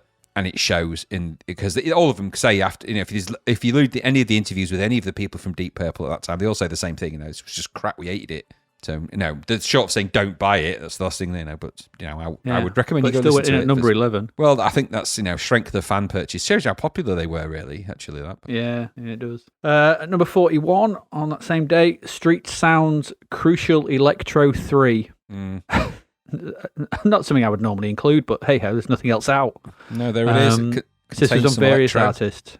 Yeah. 10 electro music and old school hip hop tracks mixed by Herbie Laidley. It actually started that's electro number 3. There's actually a compilation series of those. They're a bit like now that's what I call music, but for electro music and hip hop. So All right, very bet Gary obscure was into stuff. them. Yeah, they're very obscure tracks on them. I don't think it's not something you would have heard of, but you would have heard of that style if you think of some of the songs that are around at that time. If you heard it, you'd know Grandmaster Flash kind of backtrack and that kind of thing. Yeah. 25th of January, so let's just get on to the last few. We've got number 21, Up Front 4 from various artists. Same sort of thing. Artists. Yeah. Same. Yeah, an early house rap music compilation. In at number 46 was Zazu by Rosie Vella. Zazu. Zazu. I did listen to the song. What a did? weird song. Very strange, yeah. Very The odd. debut and only album from Miss Vella, a model turned singer-songwriter, produced by and featuring members of band Steely Dan. Sold. Sold. Yeah, the strange thing is she was a model turned singer, and the singer-songwriter but this album was produced by, featured 2 members of the band Steely Dan. I'm thinking they may have liked her. Yeah, probably. And that's why this, maybe I'm just saying that maybe she was dating. Who is it, those Steely guys and Dan? Well, essentially, yeah. Bob Steely, it's Bob Steely and Dan Dan McGee. Dan Bigger. Anyway, yeah. So I wonder if that's how it came to be, because if you listen to the track, it's weird. Yeah, I listened to a few other ones as well, because when you listen on YouTube, there's other ones on the side, so I listened to a few other ones, and some of them sound a lot more like Steely Dan. Yeah, well, they will do. They will do, yes. They were heavily involved. They were, but I think the big album for the month, really, in at number 79, is License to Ill by the Beastie Boys. Yes. Yeah, I think it's a very important album, this. It is, for all sorts of odd reasons, isn't it? Yeah, Are you yeah. a fan, by the way? Are you a fan of it? Yeah, I remember I had this. This was Walkman material for me for quite a while. Strangely enough, but I was very much into it because of it. It was just, it was one of those. I think I was just like, I don't know. It didn't seem like rap. I know it's first rap LP, but it didn't feel like rap. And I think you've noted that here. Yes. It just felt like a sort of rock rap. I don't know. It's weird, isn't it? I mean, "Fight for Your Right to Party" is a rock song. Yep. And so there was that on it, but probably I can't remember many tracks off it, if I'm perfectly honest. But I do remember listening to it quite a lot. And maybe I should go back and listen to it again. I've not heard it in years. It's worth revisiting. It's a good album, License to Ill, but I actually prefer later Beastie Boy albums like Ill Communication and stuff like that. So for me, because I don't really like the style of Fight for Your Right and No Sleep Till Brooklyn, that kind of shouty, and it is kind of rap. I don't know, because if you look either side of it, because it was the first rap album that really kind of topped the US Billboard charts. I think it was the first rap LP to ever top the Billboard album chart, which in of itself is a little bit interesting when you think of all the things that were just before it and what came after it. So there's an argument to say it is an important album because it opened the door, but should it have been that album that opened the door is the question I ask. Prior to that, in 1986, you've got albums from Run DMC, Dougie Fresh, Africa Bambaataa, Soul Sonic Force, and Schoolie D, to name just one of lots. And there's probably loads that aren't even in the various pages I looked at for that. And they didn't get a lot of attention, and I think it's probably obvious why. And I won't say it, but it's obvious why. 1987 comes along after the release of License to Ill, Public Enemy, LL Cool J, Eric B. and Rakim, Ice-T, Grandmaster Flash, and many, many more. So suddenly the door was open, and it's great that it was open, but perhaps there's a little bit of oversight in how and why that happened, and I think it's great that they did that. I just think it's perhaps a little bit of a shame that there weren't other artists that opened that door, and that it had to be essentially the Beastie Boys that did it. But somebody had to do it, I suppose. So when we're looking at it, they apparently wanted to call the album something very different. I won't say what that is because I think it's very offensive, but my advice is go and look up the Wikipedia and you'll see what they wanted to call it. But it was refused by Columbia because it was a homophobic term, which I've noted it's a bit of a sort of a Spinal Tap moment when they sort of call it Smell the Glav. It's Smell the Glav, yeah. It's it's sexist. Oh, it's such a fine line. So I think there's a little bit of that in there. So this isn't the version of the Beastie Boys I really like. That comes later for me because I really like things like Sabotage and stuff like that and that style of Beastie Boys. Yeah. And I much prefer that. But, everyone... It's really caught everyone... This album caught people's attention even when we were at school at this point. all of a sudden, remember that the cat badges off Volkswagens and stuff started getting broken off, and there was a bit of a... in fact, a friend of ours, who shall be called Charlie, actually got done by the police for doing that to a Volkswagen because he did it to his next door neighbour's car, and his next door neighbour's car was owned by his next door neighbour who was a policeman. So he went out and broke the Volkswagen logo off a cop car. Essentially, his next door, not only was it his next door neighbour who knew him and watched him do it from his bedroom window, but it was also his own car, and that belonged to a policeman. So, daftthingstodo.com. So he didn't really earn his cool points and his badge, and I didn't quite get the whole stealing badges off cars thing. I don't know quite what that was about. This part of the rap culture didn't really infuse me. I started to listen to more house and dance stuff at this point. That really started to sort of slide in, and this kind of shouty rap was interesting for me, but not really that thing that I was into. I imagine Gary was probably fapping himself to sleep every night listening to this, but that's, he would do that anyway without this, which is a horrific thought. And on that bombshell, while creating stalactites under his desk. God, I forgot we even had that conversation, and now it's all come flooding back in a rush. So I think we've ended on a high with the albums there, because it's a really good album, Licensed Ill. Not my favourite one, but it's really good, and it is important. I just think I suppose somebody had to open the door. I just think it's a great shame that it wasn't one of any of the other artists that were out, that were releasing rap records at that time, that weren't necessarily the Beastie Boys. But you know what? Go and do your own research and make of it what you will. Absolutely. So there you go. Yeah. Licensed to Ill, that is a good album. So some good stuff there, some bad stuff, and some stuff. That's it. That's your music for January 1987. So we've got a few more games to speak about before we wrap up. So come back with us after this short break, and we'll get into them. See you in a bit.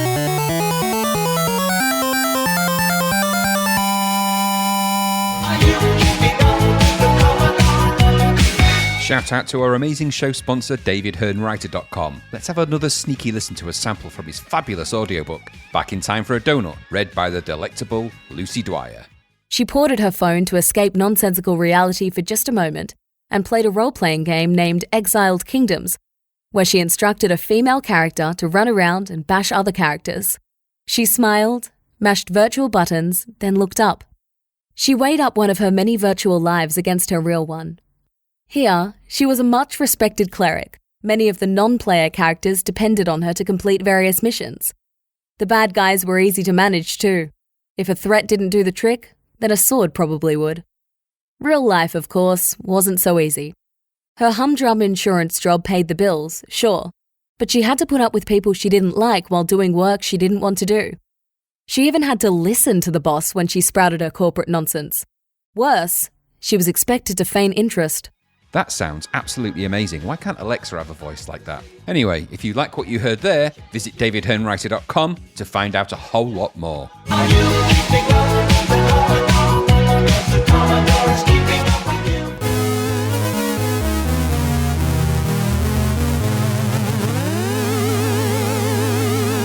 you. Welcome back. Okay, so we've got 5 games left. And the first of these, so let's get straight into them, is Warrior 2 or PSI Warrior 2, whatever you want to call it, Psi Warrior 2, I don't know. I don't know, whatever it is. It's Warrior 2. And so what is PSI Warrior 2? Now, this is a follow-up to PSI Warrior, hence the 2. And I'm just going to lay my cards out.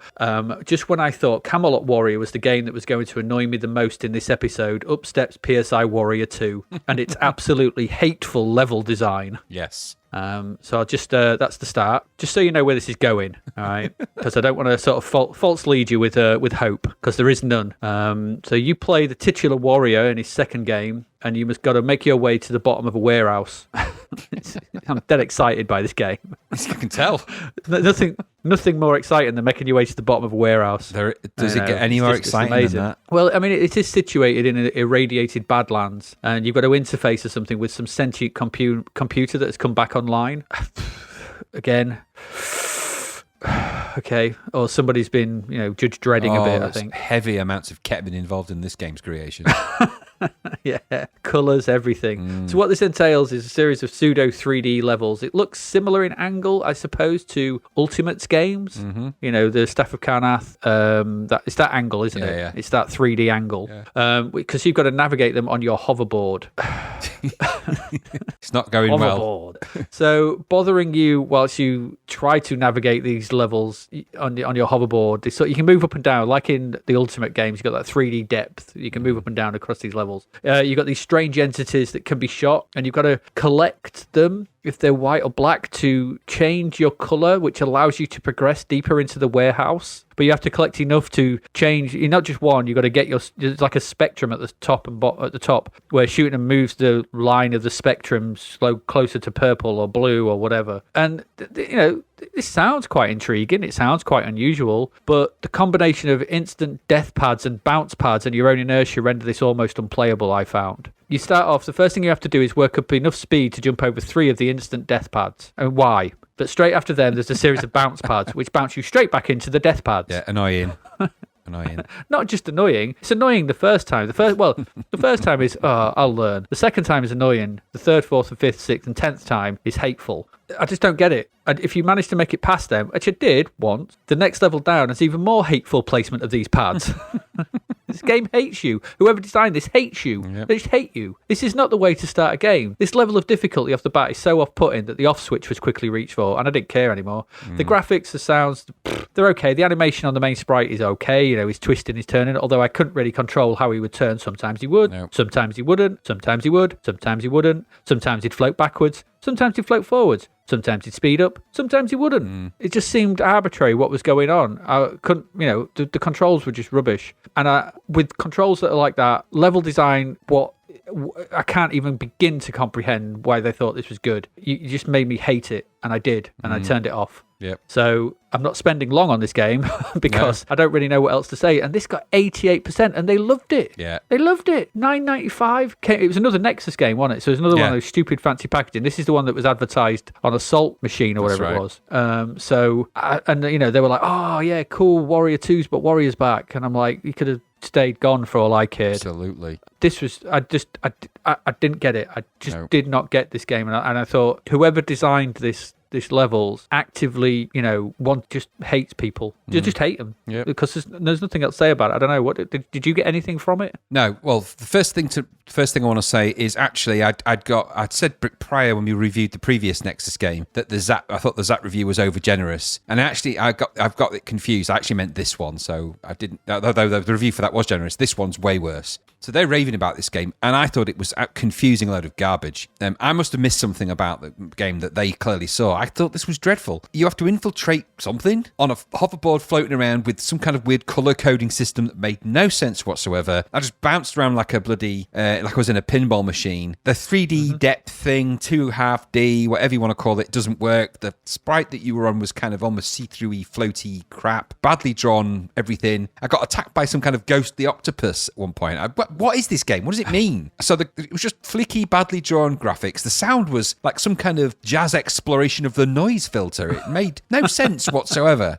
And overall, it just made this game... I didn't get it. I didn't understand what I was meant to do. It wasn't immediately obvious. This color coding thing was just stupid logic. I just bounced around. I would sort of zip left, bounce off a thing, death. Zip right, bounce off a thing. It looked like I got hoovered into the floor. I'm like, what is going on in this game? Anyway, I just switched it off. I'm like, no. And I read through the Zapped review, and I thought, I don't know what game they were playing, but it cannot be the same game that I was playing, because they are... Oh, no, the screens were the same, and I know it is the same game, but I don't get how they achieved the results and the review and the things that they did, because that is not the experience I had of this. It was a confusing, massive nonsense, and I didn't get it. And it didn't really play very well, and didn't work very well. So, no. There's something gone badly wrong there. Maybe it's because I think there'd been a lot of preamble up to this point with it, but I don't know. I honestly, I don't understand it. I remember looking at it. I do remember playing this back in the days of yore, and I remember looking at it, and I didn't get it then. I was like, am I missing something? It's full price as well, This is one of those instances... You are? It's full price as well, Full price? Yeah, it's a tenner, yeah. Gee. Yeah, am I missing... they're giving it 88% and said it's brilliant, and Warriors ace, and I should go check this out, because it's like they're saying it's great, and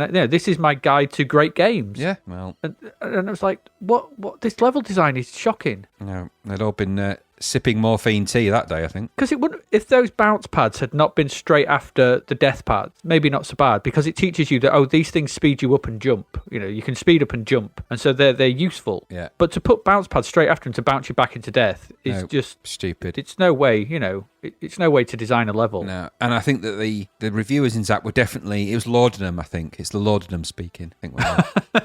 No, I watched Master and Commander the other day, and there's a bit where he chops this kid's arm off, and he puts a twig in his mouth, and he says, bite down on that, and he chops his arm off because it got all infected, and he starts going, and he goes, don't worry about it, it's the laudanum speaking, and that's exactly what happened there.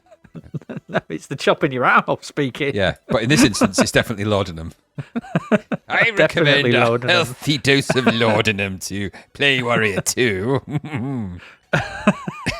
You need something. Yes. Oh, this was dreadful. By the way, don't use laudanum. Just saying. No, health probably and safety not. and all that. Absolutely, yeah. Zapped to the Past does not recommend laudanum. No, of any kind of dinum. Dunham. No dinums, laudanums, and any other dinums. Don't go back to Londinium. No You got dinums. your time machine to change stuff. What else is there? Adamantium. No, that's different. No. Anyway, laudanum. Anyway, No, we're on Warrior 2 laudanum. was- Now our laudanum's speaking. absolutely. Oh, it was awful. I was kind of looking forward to this, thinking, is this going to be interesting? And it was Yeah, like, it's not. no, No, it's not. it's not. Yeah. Let's move along quickly. But try not to go into any death pads as we head up to our next game.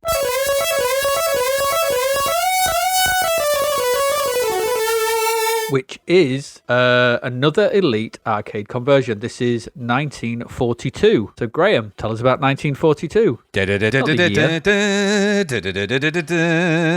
the one. 1942.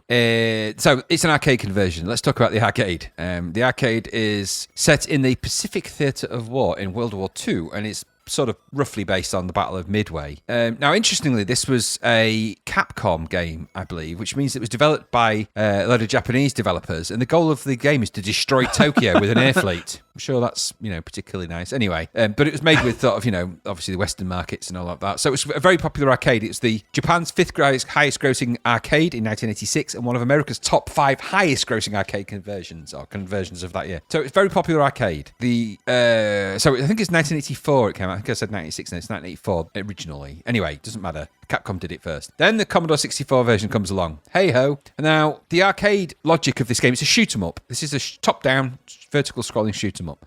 Super simple arcade logic. You take off from an aircraft carrier, shoot everything, work your way through 24 levels of air battle, where you are attacked by waves of enemy fighter planes and larger size sort of bomber planes and stuff like that. And so you just shoot everything. It's kind of a bullet hell game, really, and a very early one. And the arcade plays like that. You can do loop-the-loops in this game. So if you press the space bar in the Commodore 64 version or press the appropriate button on the arcade, you sort of do a loop-the-loop. And while you're doing that loop-the-loop, you can dodge the enemies and you can't actually be hit. You get that kind of 3 of those. They're a bit like a mini power-up that you can, and you collect more of them as you go on. You can also power up in this game so that when you shoot the waves of enemies, if you shoot all the enemies in that particular sequence, they'll drop a little pow, and you get that, and you get more bullets, and you can sort of increase the firepower of your aircraft. So it's the beginnings of the first proper vertical scrolling shoot-'em-ups. That's important, right? Mm-hmm. Yes, it is. So this was created by Stephen Green. I think it's the only game Stephen Green ever made for Elite, strangely. I couldn't find him on anything else. And he also made the graphics, which aren't great, but we'll come to that in a minute. Music is Mark Cooksey. Music being quite good in this. So Mark Cooksey, same person that did Ghosts and Goblins, turns his hand to this arcade version, and it's a version of I can't remember what they call that music now. It'll come back to me, but it's like something like that. One of them sort of, stirring, daring, do. I think it's the Dam Busters, isn't it? No, because that's it might be called Battle of Midway. Anyway, someone will tell us what it is, but it's that. So, and it's not a bad version of it. But the main issue here is that it feels this is an arcade conversion, and most of it's there, except it just feels completely loveless. So this game feels like it has no heart or passion for the arcade. It's kind of a rote arcade conversion. The sprites are okay, but they get worse as they get bigger. The arcade logic is somewhat there, but the arcade featured one of the first vertical scrolling shoot-'em-ups that features a continue, which the game in the Commodore 64 does not, which means that it's just unforgiving then, because these games really kind of need the continue so that you can plow through them and make your way through all the bullet hell. That's the whole purpose of bullet hell games, and later down the line they do add the continues, but this one doesn't have that, at least in the Commodore 64 version. So you're not going to get so far with 3 lives in this game unless you are dexterous on your hands in a crazy way, and you have the ultimate dexterity, you know, in Q-Dex fashion, which I didn't have at all. So I'm clumsily lumbering around. The sprites collision on this is a little bit unforgiving, and sometimes they come from the bottom of the screen and kill you, and unless you know they're going to be there, it's a real shonky. It's a pattern remembrance game anyway. You got like all these kind of shoot-ups. You remember the patterns of where they appear. You know where to position your ship and shoot. The shooting logic is a bit slow on this, and you can't hold the fire button down to just shoot, which you should be able to do on a shmup like that. So it doesn't have that. So you got to be fair, just to say on that is like the arcade. So the arcade does do that as well. I was going to say it's similar. And like I say, it should be able to do it on games of this type. This is early, so it doesn't quite do that. So the pace of the bullet shooting isn't fast enough compared to some of the sprites you're shooting at, which means that the game is horribly not in your favour from the get-go, even when you get more power-ups. And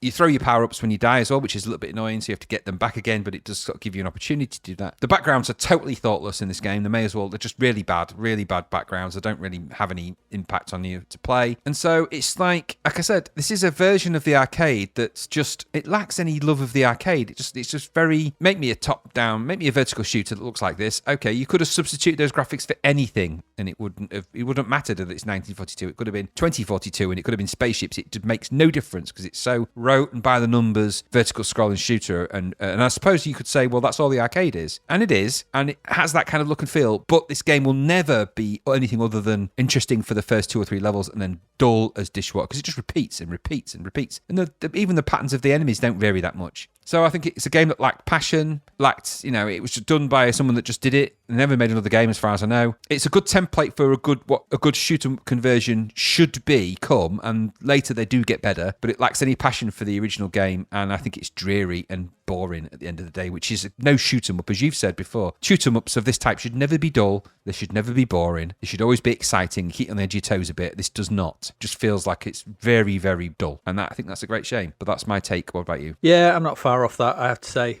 It's another Elite game, another arcade conversion. It's the World War II shooter 1942.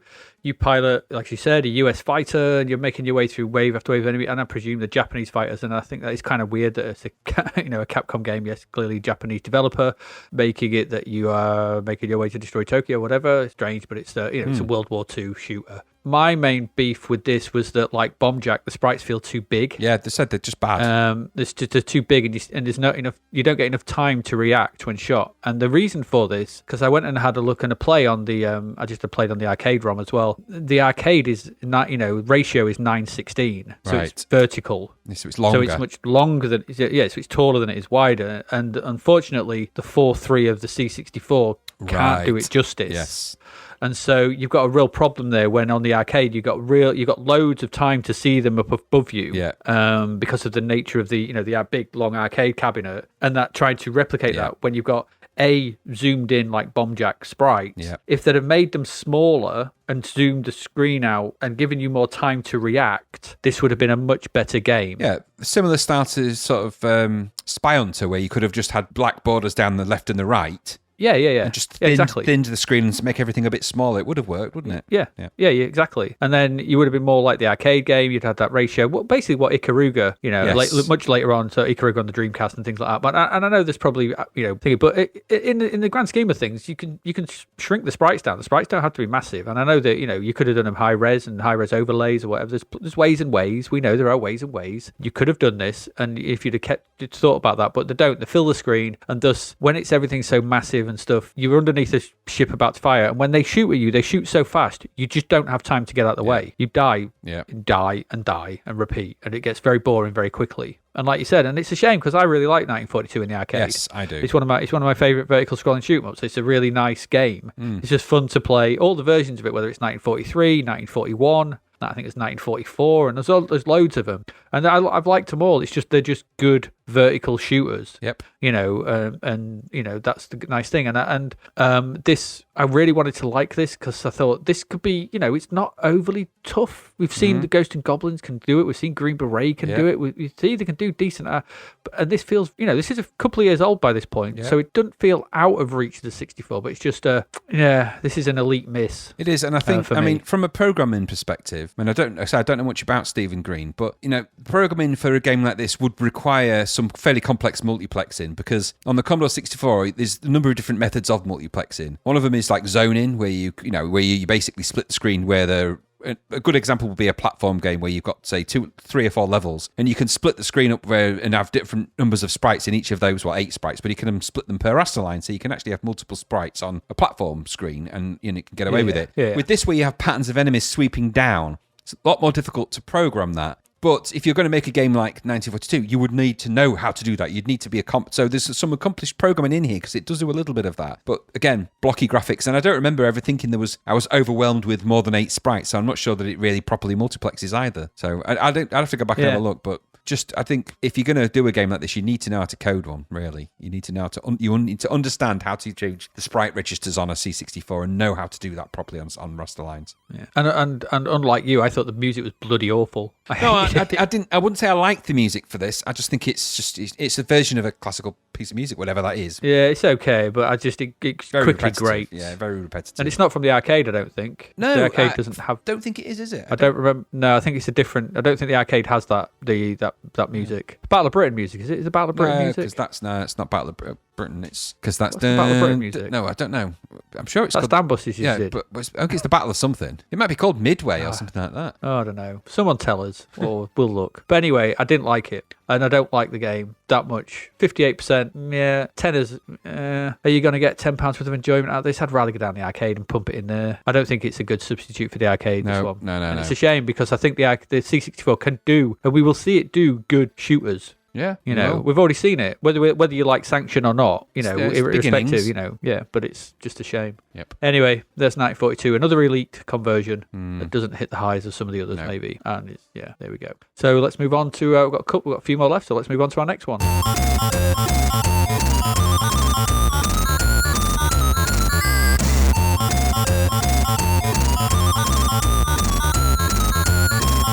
Which is a cheapie. It is. £2 tin of spam. A Bouget game. It is a bouget. Cheapie and bouget. La Chip à Bouget. Absolutely. This is Le Black Cat. Otherwise known as Panther. Not related to the Gladiator in any way. No, we had Jet Strike Mission. So there's just a series of Gladiator games come out. And then we do get Barbarian, I suppose, which was bloody wool. Yes, it was. There it was. Panther, yes. So Panther is £2. It's Mastertronic, isn't it? Yes, it is. It is a Mastertronic game, this one, yeah. Once again, aliens have invaded and laid waste to everything. So they've laid waste to the city of Xenon, and you are the last Panther pilot, and you must fly your tin of spam through the ruins of the city and rescue all survivors. I know that's an obvious joke, but you do look like a tin of spam. I put tin of sardines, but same difference. Yeah, you tin of something. Well, let me Frey come to that in a bit. sponsored this game. Let me come to... So you've got to fly through the ruins of the city and rescue all the survivors that need to be airlifted out. So what this is it's futuristic Blue Max. This is Blue Max, wasn't it? Blue Max style romp, where your speed is dependent on your altitude as you traverse the isometric desert landscapes and then into the city. So you're flying bottom left to top right, highway encounter style, as we saw the other month. Or Blue Max, all those kind of games where you're going from bottom left to top right. You can move left and right, and as you up and down moves you up and down, your speed increases as you get higher and lower as you get lower. You're beset by weird alien craft that you've got to try and shoot, and you've got to try and do that whilst also trying to land and pick up the people who are sort of poking their heads out and waving at you from little sort of bases in the ground, aren't they? They're sort of thinking that's kind of like Defender drop zone style almost. Yeah. As you've got to land. So for £2, visuals are okay. It moves quite nicely. It moves at a pace. There's a decent tune by Dave Whitaker that plays throughout. It's all right. And I thought I quite enjoyed this. There's some enjoyment to be had here, especially for £2. Yes. And it's challenging, but it doesn't feel unfair. It feels quite nicely balanced. There's a good difficulty curve as you move along, and there's a nice. I quite like some of the sort of interstitial graphics, like the sort of oil pumps and stuff in the desert. Yeah. There's some nice visuals. The sort of ruined city is quite nice. Yeah. It scrolls smoothly. It's fast. It's better than when we played Blue Max, the angularly challenged Blue Max. And I've got to admit, I was partial to flying a tin of spam in the future. Yes. And I put here, it's a future I can get on board with, and I wish there were other meat tin-based flying craft games. Yes.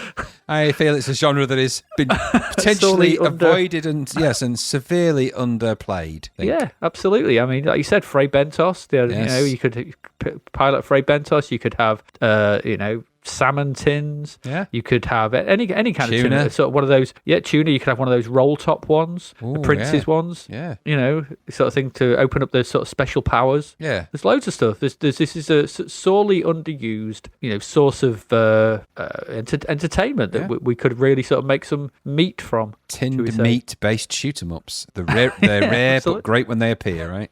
Yeah, absolutely. And this is a great one. So, maybe it is Panther in that tin and not, not Spam, chopped pork and ham. But in our usual way, I would definitely say that this passes the rainy Sunday afternoon test. Yep. Definitely. I quite enjoyed this. It's 73%, and I thought it's a bit underrated. I thought this, for £2, this is something I would have put higher. I can see it might get a bit samey. It is what it is. But a lot of these shooters get samey. They are what they are. They're a shooter. But I think the novelty of having to control it and trying to get the people in whilst there's more to this, and I quite it's not just going left to top left, bottom left to top right and shooting stuff. There's more to it. There's a bit of skill, a bit of strategy. I enjoyed this. I like this. So it's all right. Yeah, good stuff. What did you think? Yeah, I actually bought this back in the day. I think I did as well. And I have always liked Panther. I've had a bit of soft spot. I quite like the music for this. Did you know that Peter Adams designed this game? That's the guy that designed Saxon and Blue Max. Just saying, I don't know if you knew that, but so designed by. I don't know if it was made by him, but it was certainly designed by Peter Adams. So it explains he has a style. Well, he's got a scrolling routine. And he's got to use it. I think he lives in an isometric world. That's his world. He just sees everything from that angle. He's just he can only go top left. Yeah, to bottom left to top right. That's it. So I quite liked Panther. I mean, I remember getting it and loading it, buying it. I remember it quite distinctly. I remember getting it and playing it. I think I'd bought it from Boots on a whim with a spare £2 I had. At this point, I was working at a pub, not behind the bar. I was just doing dogging jobs. That sounds awful. Not dogging jobs. I was doing dogging jobs. Just dogging. No, I wasn't. I was just doing cleaning. Any job that would pay a bit of money. And I was a friend of the landlord, or my mum and dad were a friend of the landlord, so I had a bit of money coming in. I bought this and loading it up and being quite struck by the soundtrack, and the whole principle of the game seemed decent. I like the background graphics and the graphics on it. They're about the right size for a game of this type. Take note, other games that make them too big. Yes, you're flying a tin of Spam, but you know what? So what? The actual graphics you're shooting at look like UFOs. Quite nice. Where they're rotating animate. Yes, the shooting you have to. It's multi-layered shooting. You speed up and slow down. There's a bit of strategy and thought to this. I like the fact that you rescue people, and there's funny details in this game that I really like. I like the fact they wave to you and you pick them up. The fact that your tin of Spam can hold loads of people is amazing, really, because the people when they come out of that thing are massive. You're like, well, you don't get in my Spam tin. You're going to sink this and then we're going to take off.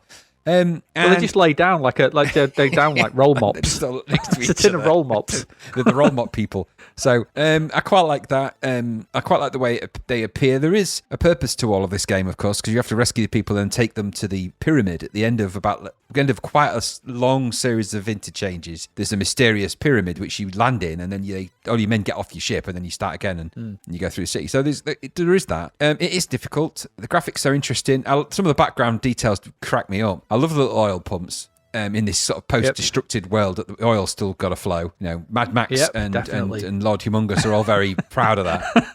And I love the fact that there's a train line to nowhere. Always, even now, I think of that and it makes me laugh, because there's a train line when you start the game, it just goes nowhere. It starts nowhere, ends nowhere.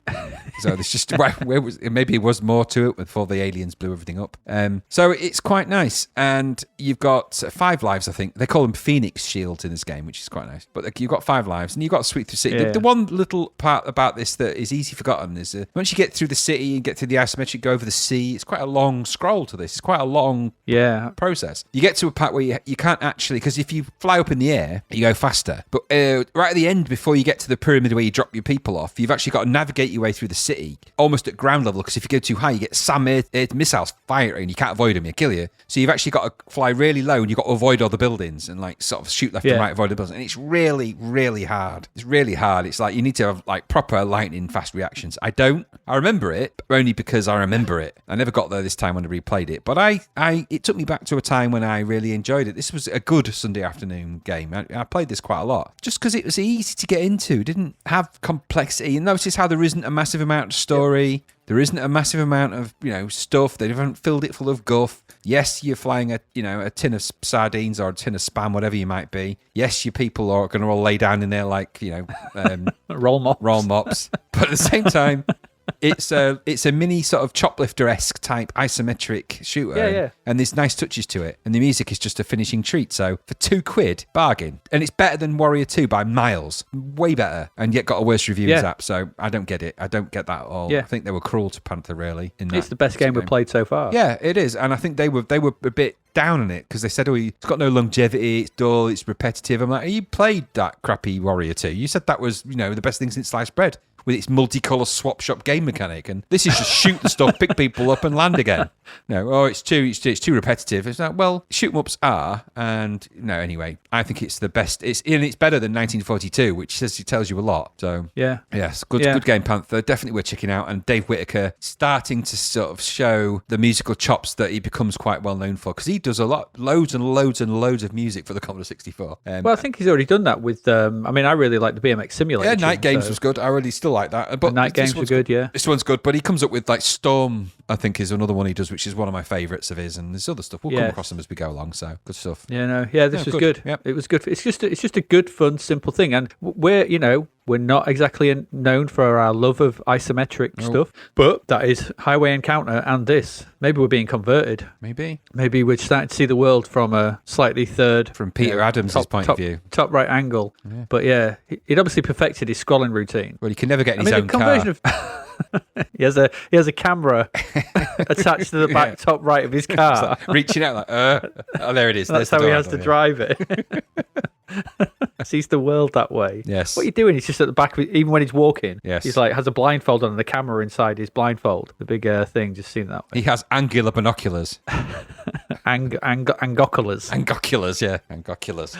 Oh, good old Peter Adams. But that's all he did, wasn't it? Well, he did Panther, he did another one called Survivor. Yeah. But Blue Max, Well, I don't know that he programmed Panther. I do know he was the designer of it. I don't know if there's a distinction. No, it says on Lemon 64, it says he was the coder. Oh, there you go. So Peter Adams. Good old Peter Adams. Yeah, good old Peter Adams, yeah. Good stuff. We like Panther. Well done. Well done. Wonder if we'll like our next one. Who knows? Who's to tell? Who can because tell? It's a Tony Crowther game coming up.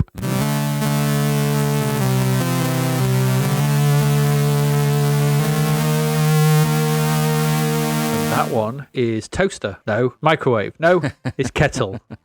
Yeah. Graham, do you want to have a crack at Kettle? Well, we've been critical of games that were based on crockery, and we've been critical of games for other things, and now we've got a game based on a kitchen appliance.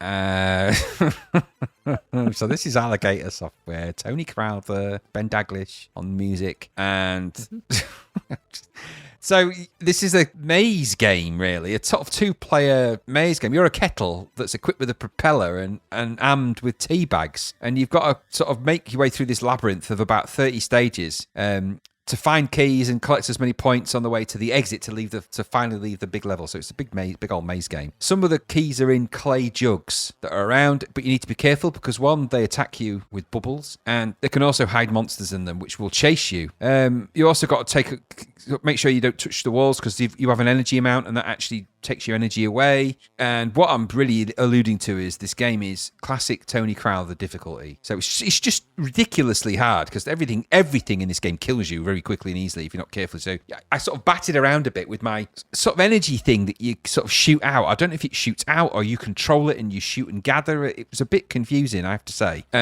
So when I first played it, because when it starts, you get like the sort of the main selector screen, and you've got 1 player, 2 player, and then you've got these weird kind of option things, and it's a little bit option heavy. And I was like, what does all this mean?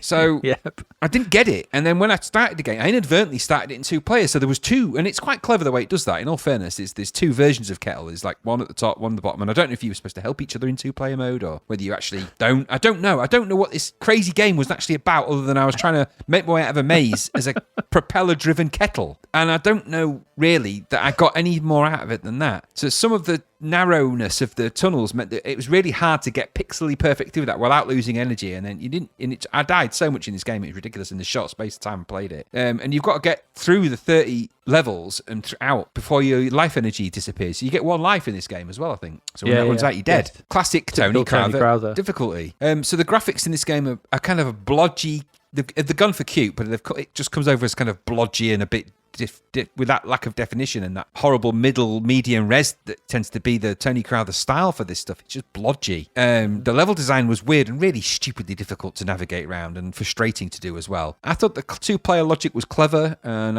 I imagine that could be quite interesting, and some of it was visually compelling enough, but not enough for me to like it that much. The Ben Daglish music is fun, kind of suits the game because it's kind of wibbly wobbly, blibbly bobbly, you know, classic Ben stuff really. But it's not Ben at his greatest either. It just feels a little bit. Its game's hard to like at the price. In the end of the day, for the full price that it is, or near full price, it's hard to like. I didn't get on with it at all. It's not a game I ever liked either, I have to say. I struggle with Tony Crowther games. Don't get me wrong, Tony Crowther's a lovely person and Ben was an amazing guy in all sorts of ways, but some of their games just didn't connect with me, and this was one of them, and I didn't like it. So sorry to say, on replay, it was just 30 stages of impossible difficulty that made me just want to switch it off. What about you? Yeah, well, I don't know. I think I'm maybe a little more lenient on this because of all the Crowther games we've played, this is probably, sounds like damn with faint praise, but this is probably the one that I slightly like the most. Slightly like? Yeah. Does that mean you mostly hate it? I didn't hate it. No, I didn't hate it. I just didn't like it. Unlike you, I found it really easy. I don't know what I was doing wrong then, because I could sort of move around the maze okay, but I wasn't sure, because this jug thing was firing things at me, and I was just bouncing around a bit and just not really sure. Did you destroy the jug? I didn't know I could shoot anything. I fired this blob out thing, and then I wasn't sure if I moved it around. All you do is just go up to the side of the jug and just hold down the fire button. The fire thing will just hit it. You just got to hit it 10 times. Oh, right, okay. If you hit the jug 10 times, it sort of destroys it, and then you sort of guide the spinny thing into what it drops, like a big diamond. Then you pick up a tin opener. Right. So if you missed all the tin opener stuff, you missed all the weirder stuff. Yeah, I didn't get to any of that. So you pick up the tin opener. You know, there's that little sort of what's the word? Sort of a turny bit. In the floor.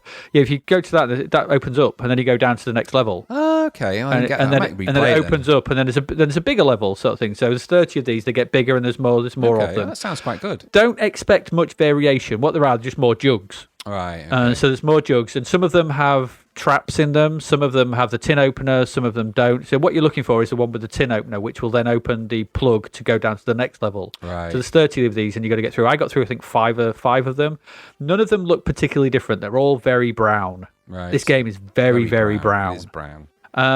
And so it's a relatively simple concept, and that was the thing that I didn't mind. Once I got my head around, I can kill these things. Because all you got, because if you go right next to it, your spinny thing will kill any of the bubbles. Yeah, but I didn't get what that was for. I thought I was meant to get out the maze, and I was kind of bouncing around. Yeah, but you get out the maze by destroying the jug and collecting the thing inside of it. Really, I didn't. But there's other ones. There's other ones which will sort of release like trap things or things that will give you some energy back. Some will take your energy away and that sort of stuff. So you get more jugs, so you get bigger mazes basically. It's like a maze game. And you're flying around and you're trying to figure it. So, but it's very brown. The scenery never changes as far as I don't know if it gets different colours as it goes on, but I don't know. It's okay. It's a simple concept once you get in that. So you control that satellite. Now, to me, like if you imagine you're flying a thing with another thing rotating around you, which you fire out to take things down, this is Whizball. This will lead to Whizball. Yeah. So obviously Whizball is far better and far more considered and a much better game.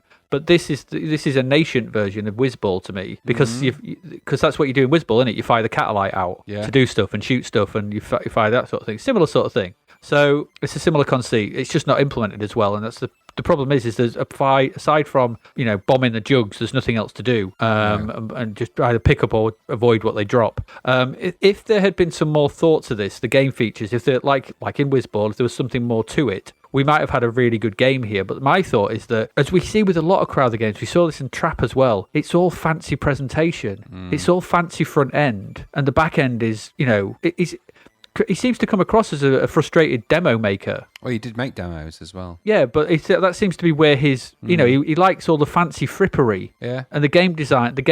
What I don't know whether Tony Crowther, what he needed was someone to sit down with him and go, look, this is what you got. You're really clearly a talented programmer. You can make this program, this machine do cool things, but you need someone to sit down and go, look, this is we need to game design here. And it's a shame that some of these games don't have someone just to step in and go, no, we need more stuff here. And needs this. So get rid of all those stupid options. Yeah. Because they're not needed. And so if they'd have done that, there's a, like you said about Assault Machine, there's the germ of a decent, because this, there's a germ of a good idea because we see it in Whizball. This could have been good. And as it is, though, it's just another half-assed concept that's not given its full potential, which is a shame because it's one of his more, if you think about the awfulness of William Wobbler and how angry that made me, and if you think about the unapproachability of something like Trap and all these kind of things, he's just, Crowther's games just have this, ability just to piss you off. But this felt approachable. Just the problem was that when you dug into it, there was nothing much to it. And that's a bit of a shame, really, because it looks okay if a bit brown, and it moves all right, and the music's nice, but there's just not enough to it. No. And that's a bit of a shame, I thought. No, But, I agree. But, I think 35% was perhaps a bit harsh. Yeah, in maybe. light of some of the other stuff. Yes. In light of some of the other stuff, is this 53% worse than Warrior 2? Not a cat and hell's chance. No. There's some strange nonsense going in here. So I would have put this up higher personally, but it is what it is. I think Kettle it's a missed opportunity that just needed a bit more thought behind the. I'll probably give it another go. You've not missed much. I'll tell you, you haven't missed much. I feel like I want to sort of have another go and sort of see if I can get a bit further into it. But I think its impenetrability just from the get go is perhaps what put me off a little bit. But I'll give it. I might give it another try just to see. It's weird flying a kettle being chased by, because the tin opener, it kind of flies with you, but it's a bit slower, so it's kind of tracking you through the level. Okay. So it's kind of weird flying a kettle being tracked by a tin opener. That's a strange thing. It's like this is the tin opener that we needed to open the tin of meat in Panther. I didn't have its own tin key. You could absolutely. No. It broken off in the wall. Oh, don't when they break off and no. Yeah, it's a shame, isn't it? All right, well, that happened. So I might give that another go and try Kettle another time to see if it's going to go. But on its initial playthrough, when I went through for this, I wasn't overly impressed. Clearly, you got a bit more from it than I did. But I think if you once you figure it out, it's not too bad. But you will. It's not. There's just not that much more to it. That's the problem. I think that'll probably be what does me in. But I will go for it. Yeah, I will do that. All right, you do that. That's nice. A nice little treat for you. That's nice. That is nice. That's nice. So let's move on to our final game. Our final game of this episode. And that is, this is there's no sizzler. There was no big titles, no sizzlers or gold medals or anything in this episode. In this issue, not really. Apart from this one. But this sits in the strategy section. But is it a strategy game? Maybe it is. Maybe I think we would come to know this game as probably not a strategy game. This is the Bard's Tale. So what is the Bard's Tale? I think back then it got reviewed by in the strategy section by Sean Masterson. It was given 94%. It's a big old game. It's a disc-based game. It was at the time. It's £15, and this here, what we have here is one of the early prototype, role-playing games. This is what this is. Let's not beat around the bush here. So before this, we'd had things like Ultima 1, Ultima 2, Ultima 3. We'd had Wizardry. We'd had those kind of things, the Temple of Apshai and stuff like that. But this kind of came along and did something a bit different, I thought, was because what it does is essentially what we have here is Dungeons and Dragons, or Advanced Dungeons and Dragons, the game. To me, this is one of the first games that really does go hard down that route and gives us a sort of decent graphical interface, sort of slims everything down, makes everything approachable. So what this game is you control a party of adventurers. You can control some pre-defined adventurers, El Cid, Omar, Merlin, where this is going, these kind of characters. Or you can make your own up, magic users, warriors, fighters, conjurers, hobbits, halflings, all kinds of stuff. The typical Advanced Dungeons and Dragons thing. And you have to make your way through the city of Skara Brae, which is beset by monsters throughout it. You've got to find your way down through the town into caverns and dungeons that lie beneath it, make your way through them, and eventually I think you've got to rid the town of the evil Magyar or something. Yeah, the Malyar or something, who lives in a tower, and you've got to go through the dungeons and make your way through them. So it's typical sort of Dungeons and Dragons, adventure fare. It is a town that has been besieged and sort of corrupted by its evil presence, and you are a band of adventurers that basically has to fight your way through. You level up by killing monsters, picking up their stuff, and going up the levels. As you progress through the levels, you get more spells to fire and all that kind of stuff. The combat is quite nice and quick. It's turn-based, so when you are beset by 7 dwarves or 3 hobbits or 10 mad dogs or whatever it is, you get a series of options which say, what do you want to do? Do you want to attack, defend, hide, cast a spell, use an item? And you do that for all of your party. And once you're happy with your choices, you click yes. And it all plays out. So what happens is then they, you do your attacks, they do their attacks, and you repeat till either you're all dead or they're all dead. There are a series of massive statues that block off certain parts of the town around as well. Don't attack them because you'll quickly end up dead, which is what happened to me on my first playthrough. It controls quite easily. It's all keyboard controlled, no joystick, so it's just all keyboard. So it's the spells have like 4-letter codes that you have to type in. It's easy enough to find the instructions online. So you can find the instruction manual, which is what I did to have a playthrough, and I can clearly see why they've given this 94%. I know this isn't probably your type of game, but as this is so the screen is split up into sort of 3 sections. You have your characters down the bottom, across the bottom sort of third of the screen. In the top right, there is the sort of information panel. So similar-ish. It's kind of similar in a way to Master of Magic a little bit. I thought. And in the top left, we have a 3D representation of the town as you move around it, which is kind of like Eye of the Beholder, which come later, and things like that. The Advanced Dungeons and Dragons games and things like that. So almost, sort of proto-early sort of 3D type things. You move forward, it moves, steps forward. As you come across various buildings, you can enter them by kicking in the door, which I thought was quite nice. I always kick in the door whenever I enter any pub. Like to cause an entrance when I do that. And so, yeah, it's a solid, really solid base, not basic, but it's really solid, quite fast as well for what it is. It's pacey. He's got a decent pace to it. Once you know what you're doing, you can move around quite quickly. You can do the fights pretty quickly, picking up stuff, equipping stuff. There's a load of depth here. And I never really played this back in the day because it was disc based, and you're not going to play this on cassette. Don't do that. So this was really the first time I really got my hands on it to actually have a good crack at this. And the play I had of this, which wasn't as long as I wanted, but I am going to go back to this because I really enjoyed this. I really, really enjoyed this. This is right up my street. This is it just feels like a quite a solid, Dungeons and Dragons campaign, where with a decent interface, and it just plays well, and I enjoyed it, and I think Zapped was spot on the money, giving it 94%. I think this is a cracking game. Irrespective of you might not like this sort of thing, that's fine. Might not like RPGs, but to me this was this was a real. This feels like an important game, a sort of step along the route to where we will go to, have a bigger, more, impressive, role playing games. But this feels like a proper this is important, and there will be many sequels to this. This probably clearly was popular, sold a lot. It was reviewed very well everywhere. The graphics are nice in the top left-hand corner,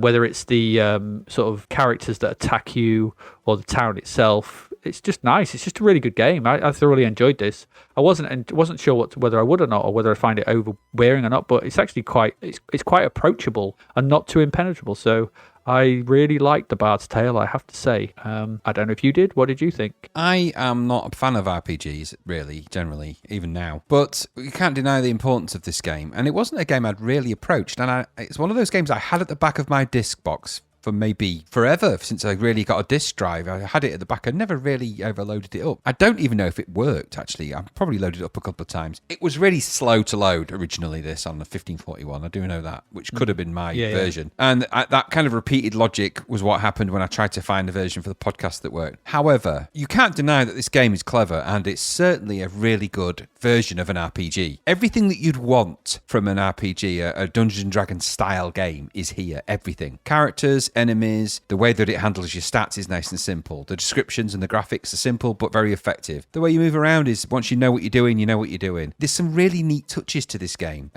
I quite like the fact that at certain points the bard's songs actually act like a spell, and they can empower the party and do stuff like that. Apparently in some versions of this, I don't know if it applies to the 60-64 version, but you can import characters from other games, including Wizardry and Ultima 3, which is pretty revolutionary, that you could cross-pollinate your characters from other games, if you think about it. Yeah, absolutely. And from a playability point of view, I don't generally like this kind of game. That's not a criticism of the game. The game is actually really good, because it does the simple things really well. And we've said this so many times about games. If you're going to do a game and Dungeons & Dragons, even now, with 5e and the new versions, can be a very complicated adventure, even if you sit and play Dungeons and Dragons with a party of your friends, it's a somebody really has to know, the dungeon master really has to know the rules and the rules of which dice to throw about what and how they interact with this. And it's a game of experiential role-playing led by someone that really knows that rule book like the back of the hand. My eldest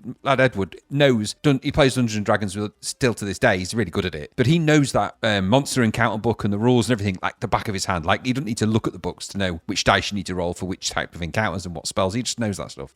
And when you play with somebody like that, it changes the experience of Dungeons and Dragons. So you're not forever referring back to the Advanced Dungeons and Dragons handbook. You're able to be your character in that moment, make those fun, and you almost see a bit of that if you ever watch the TV show Stranger Things. The first season of that is a really good mini explanation of what it's like to play Dungeons and Dragons at that age. So this is an extension of that. It's a really good version. It's a really good version of that kind of logic. And what it means is you've got an expert at the hands of the controls of the dungeons, so you can concentrate on your party and your characters and the interactions and the fun. And because it does that, it's an excellent game. Now, I say, not my cup of tea, because I'm not a fan of games where I'm just presented with stats and bits and bobs. This does do a bit more than that, but it's still not quite my cup of tea. However, on a replay of this, I was playing this for quite some time. I've made my way through to the wine cellar, and that's where you meet the first dungeons in there. Following a bit of guidance, I have to say, from the old internet, to sort of help me along the way. But once I'd sort of found my way with the controls and stuff, it didn't get any harder to control. It wasn't, and I could see how much fun you could really have with this, because you could save your progress as well. So you could actually make, character discs. You could make up your own character. You could save them. You could really personalize this. And I think those factors in this make it a very, very, very important game, because, later down the line, Skyrims and all of those games are completely reliant on the groundwork and the foundations that these Bard Tales and a few other games like that laid out for them, that you can have party-based character-led RPGs and manage the stats and the profiles of them and have fun with them. And I can imagine, even if you played this with a few people, if you're of the mind to play that kind of game with a couple of your friends and you had a character each, you could really have a lot of fun, because you are just, diving into dungeons, fighting monsters and doing all of that cool stuff with a little bit of a expert guide. And for those reasons, I think it well deserved its score, and it's clearly by a country mile one of the best kind of these games that came out at that time, and I think for some time afterwards, because I remember that Bard's Tale resonated for ages and ages and ages, and I think there's sequels and stuff to it, I think. So this isn't even this is the beginning of the journey, isn't it, for them? And it's a very clever game. Yeah, I had friends at school that raved about this. They were disk drive and stuff, and they were raving about it, and I was like, I really want to play it. Well, I think it came out on loads of formats afterwards. I don't think it's a game that's ever gone away anywhere. I think it's still it has. You're still getting them. I mean, there's like Xbox versions and all kinds of stuff. There's, it's a franchise that has stood the test of time in various ways. Absolutely. But this original one is it's very clever, and it's also. I was reading somewhere that the guy is one of the founders of Interplay, who are one of the big sort of 90s RPG makers. I think they made the original Fallout games. I can't remember his name. It was one of the people who worked on this. If you bear with me a moment. It's programmed by somebody called Rebecca Heinemann, this game. One of the programmers. Yeah, well, it's incredible that. Well, it's originally made. It's Michael Cranford. That's right. Is the guy who made it, but it was also had Brian Fargo. Mm-hmm. That's it. So Brian Fargo is the founder of Interplay. He had additional design on this. Brian Fargo worked on Interplay, In Exantainment. He's done loads of stuff. Worked on tons of sort of big, massive games throughout his time. So this, you can see why. These are clever RPG people, should we say, and clever, people who know how to make stuff. Yeah. Did he work on Fallout? He didn't work on Fallout. Or maybe he did. I can't remember. No. It's just, I'm just looking through his stuff. But, Fallout 2 and Fallout, he did that. He worked on those, which are obviously, classics, I suppose. But he's just worked on tons of stuff. And so there's a lot of, lineage here and heritage, and you can see it. You can just see it. It's just a great game. And I was pleased to go back and play it, because it's not something I ever really had the chance to play when I was younger, and it's definitely one that I will be playing again, because I want to crack down into the dungeons of Skara Brae. Absolutely. So I'm going to. Just read that In Exile were acquired by Microsoft. Yes. And the Bard's Tale Trilogy was released on the Xbox One in 2019. I didn't know that, though. If you like, if you got an Xbox One and you fancy it, I think they've probably redigged it a bit. But yeah, I would definitely. I think I'll go back to it at some point. I mean, I know I can. This was when I was playing it. I was thinking this is just fodder for you. I mean, this is right up your game street. Yeah. Totally up yours. And did you play well, if you didn't have a disc drive, I suppose it would be a game that you bypassed a bit back then, but I suppose, you know, going back to it now, I think it'll be something you probably could really get into and revisit. So I hope you do, because I imagine it's right up your alley, this game. Yeah, it is. I mean, I love Dungeons and Dragons. I love these kind of fantasy stuff, and this it plays well, and it stood the test of time. Absolutely. And it's fast, and it's, you know, I'm gonna give it a crack and see where I go with it. But yeah, Bard's Tale. I think that's a very good position to be in if you've got a RPG game like that of that scope on the Commodore 64. And of course, as we discovered, there are multiple versions out there online. One of which is a cartridge version, which has been done by very, very clever people. So, you know, I doff my cap to the people who do those kind of amazing things, because it just makes the game that little bit more accessible. And accessible gaming is really, really important. So I think that's really great that they did that. Indeed. There we go. So that's it. Bard's Tale, the pick of the episode, I think. Yeah, I think so. I think this, you know, from the budget world, I think Panther probably wins the day there. And from the, you know, full price world, I think Bard's Tale, you know, took his loot out and just smashed all the other games over the face. Well, there's not much competition, is there? No. It's not been a good episode. No, you know, I don't know if in the next episode we're going to have any more exciting things, but I'm sure you can tell us about what we're looking forward to soon. What's coming up in the next episode? I certainly can, because we've got no crap verts this one. There's not much going on in that way. So coming up in the next one, just to round up, actually, I'll just go through what we've done this week. So we looked at Flash Gordon, which we thought was okay for £3. We looked at Assault Machine, which is a Star Wars rip-off and a bit dull and a bit boring and a bit less than the sum of its parts, maybe. Camelot Warriors, which is, there you go, it's pure dog egg. Yep. Have your bingo. Awfulness. Yie-Ar Kung-Fu 2, which was confusing and slow. Warrior 2, which was hateful. 1942, which was not a great conversion. Panther, so, you know, meat tin shoot 'em ups. Yeah, tinned ham shoot 'em ups. So humans as roll mops. There's not enough of that in video games. There is not. And then a game based on kitchenware in Kettle, which was, you know, could have been more interesting than what it was. And finally, but good solid RPG-ness with the Bard's Tale. So that was our games this week. Next week, what do we have coming up? We've got the rest of the games from January 1987, and we're going to go through Super Huey 2. I don't know, Paul, that's another Paul Norman one, is it? Probably. Yes, it is Paul Norman. That man is prolific. Yeah. If it is him. Captured, it is. Bulldog, Crystal Castles. We've got Donkey Kong. It's just like, why? It's 5 years old. It's 6 years old. It's 1981. Tired Donkey Kong. Yeah, Bazooka Bill. Oh, God. I know, Galavan. Oh, have you looked at Galavan? I haven't. Christ on a bike. I'll just wait till I get there. Nuclear Embargo, which we looked at crap about, so it's interesting. And then we've taken another suggestion, because I wanted to look at this because I played this back in the day and I wanted to revisit this. So we've gone a bit into Adventure Alley after Strategy Street, and we're going to look at the game of Dracula, the 3-part adventure game. 15 rated. So, I know, yeah, and it's the first game to ever have a rating, isn't it? BBFC rating, yeah, official. Yeah. BBFC rating, yeah. So there we go. It's not done at all for promotional marketing purposes. Absolutely not in the slightest. No. It was genuine. Damn you for thinking it. That's the Lord speaking again, isn't it? It is. Damn my eyes. But yeah, so Dracula, that'd be quite interesting. So we'll see how that goes. But that's Adventure. Yeah, so Adventure Alley. Practice your best Keanu Reeves Harker impression. It's the man himself. He's grown young. So let's save it, shall we, for the for the review, because I'm sure it'll be a good one. Blooming wolves, see how that turns out. Blooming wolves. Those blooming wolves there were. There was them blooming wolves in the woods, there was. No, we'll find out about that yet. We will. So I think that's it. There's nothing much else to say, really. That's the first half of January 1987. So as ever, I have been Adrian Mills. I have been Graham Ruddings. And you have been listening to Zapped to the Past. And we will see you next week. Goodbye. Thank you for listening to the Zapped to the Past podcast. We hope you enjoyed our deep dive into the world of Commodore 64 games, as well as the music, films and TV from around the 1980s, driven, of course, by the issue of Zap 64 magazine published at that time. We will return with a whole new batch of games and stuff to talk about next week. Until then, if you want to listen to or download previous episodes of Zapped to the Past, and why wouldn't you, they can all be found on our website at zappedtothepast.com, as well as being available on Podbean, Apple Podcasts, Google Podcasts, Spotify, Deezer, Audible, Player FM, and, well, pretty much anywhere where we can upload them.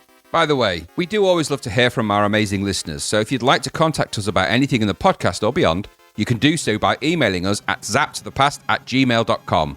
We're also active on Twitter under @ZapTother, as well as Facebook, Instagram, and most social media platforms. Just search for Zapped to the Past and you'll find us. Oh, and if you like the podcast and what we're doing, please do like, share, review, rate us. It really helps. Something, apparently. The Zapped to the Past podcast is written and produced by Adrian Mills and Graham Raddings, and recorded at Flaky Bits 2.0 Studio. All opinions expressed are those of the writers, and while we indeed love Zap 64 magazine, the Zapped to the Past podcast is not affiliated with it in any way. Stay safe, see you next time, and remember, we play these games so you don't have to.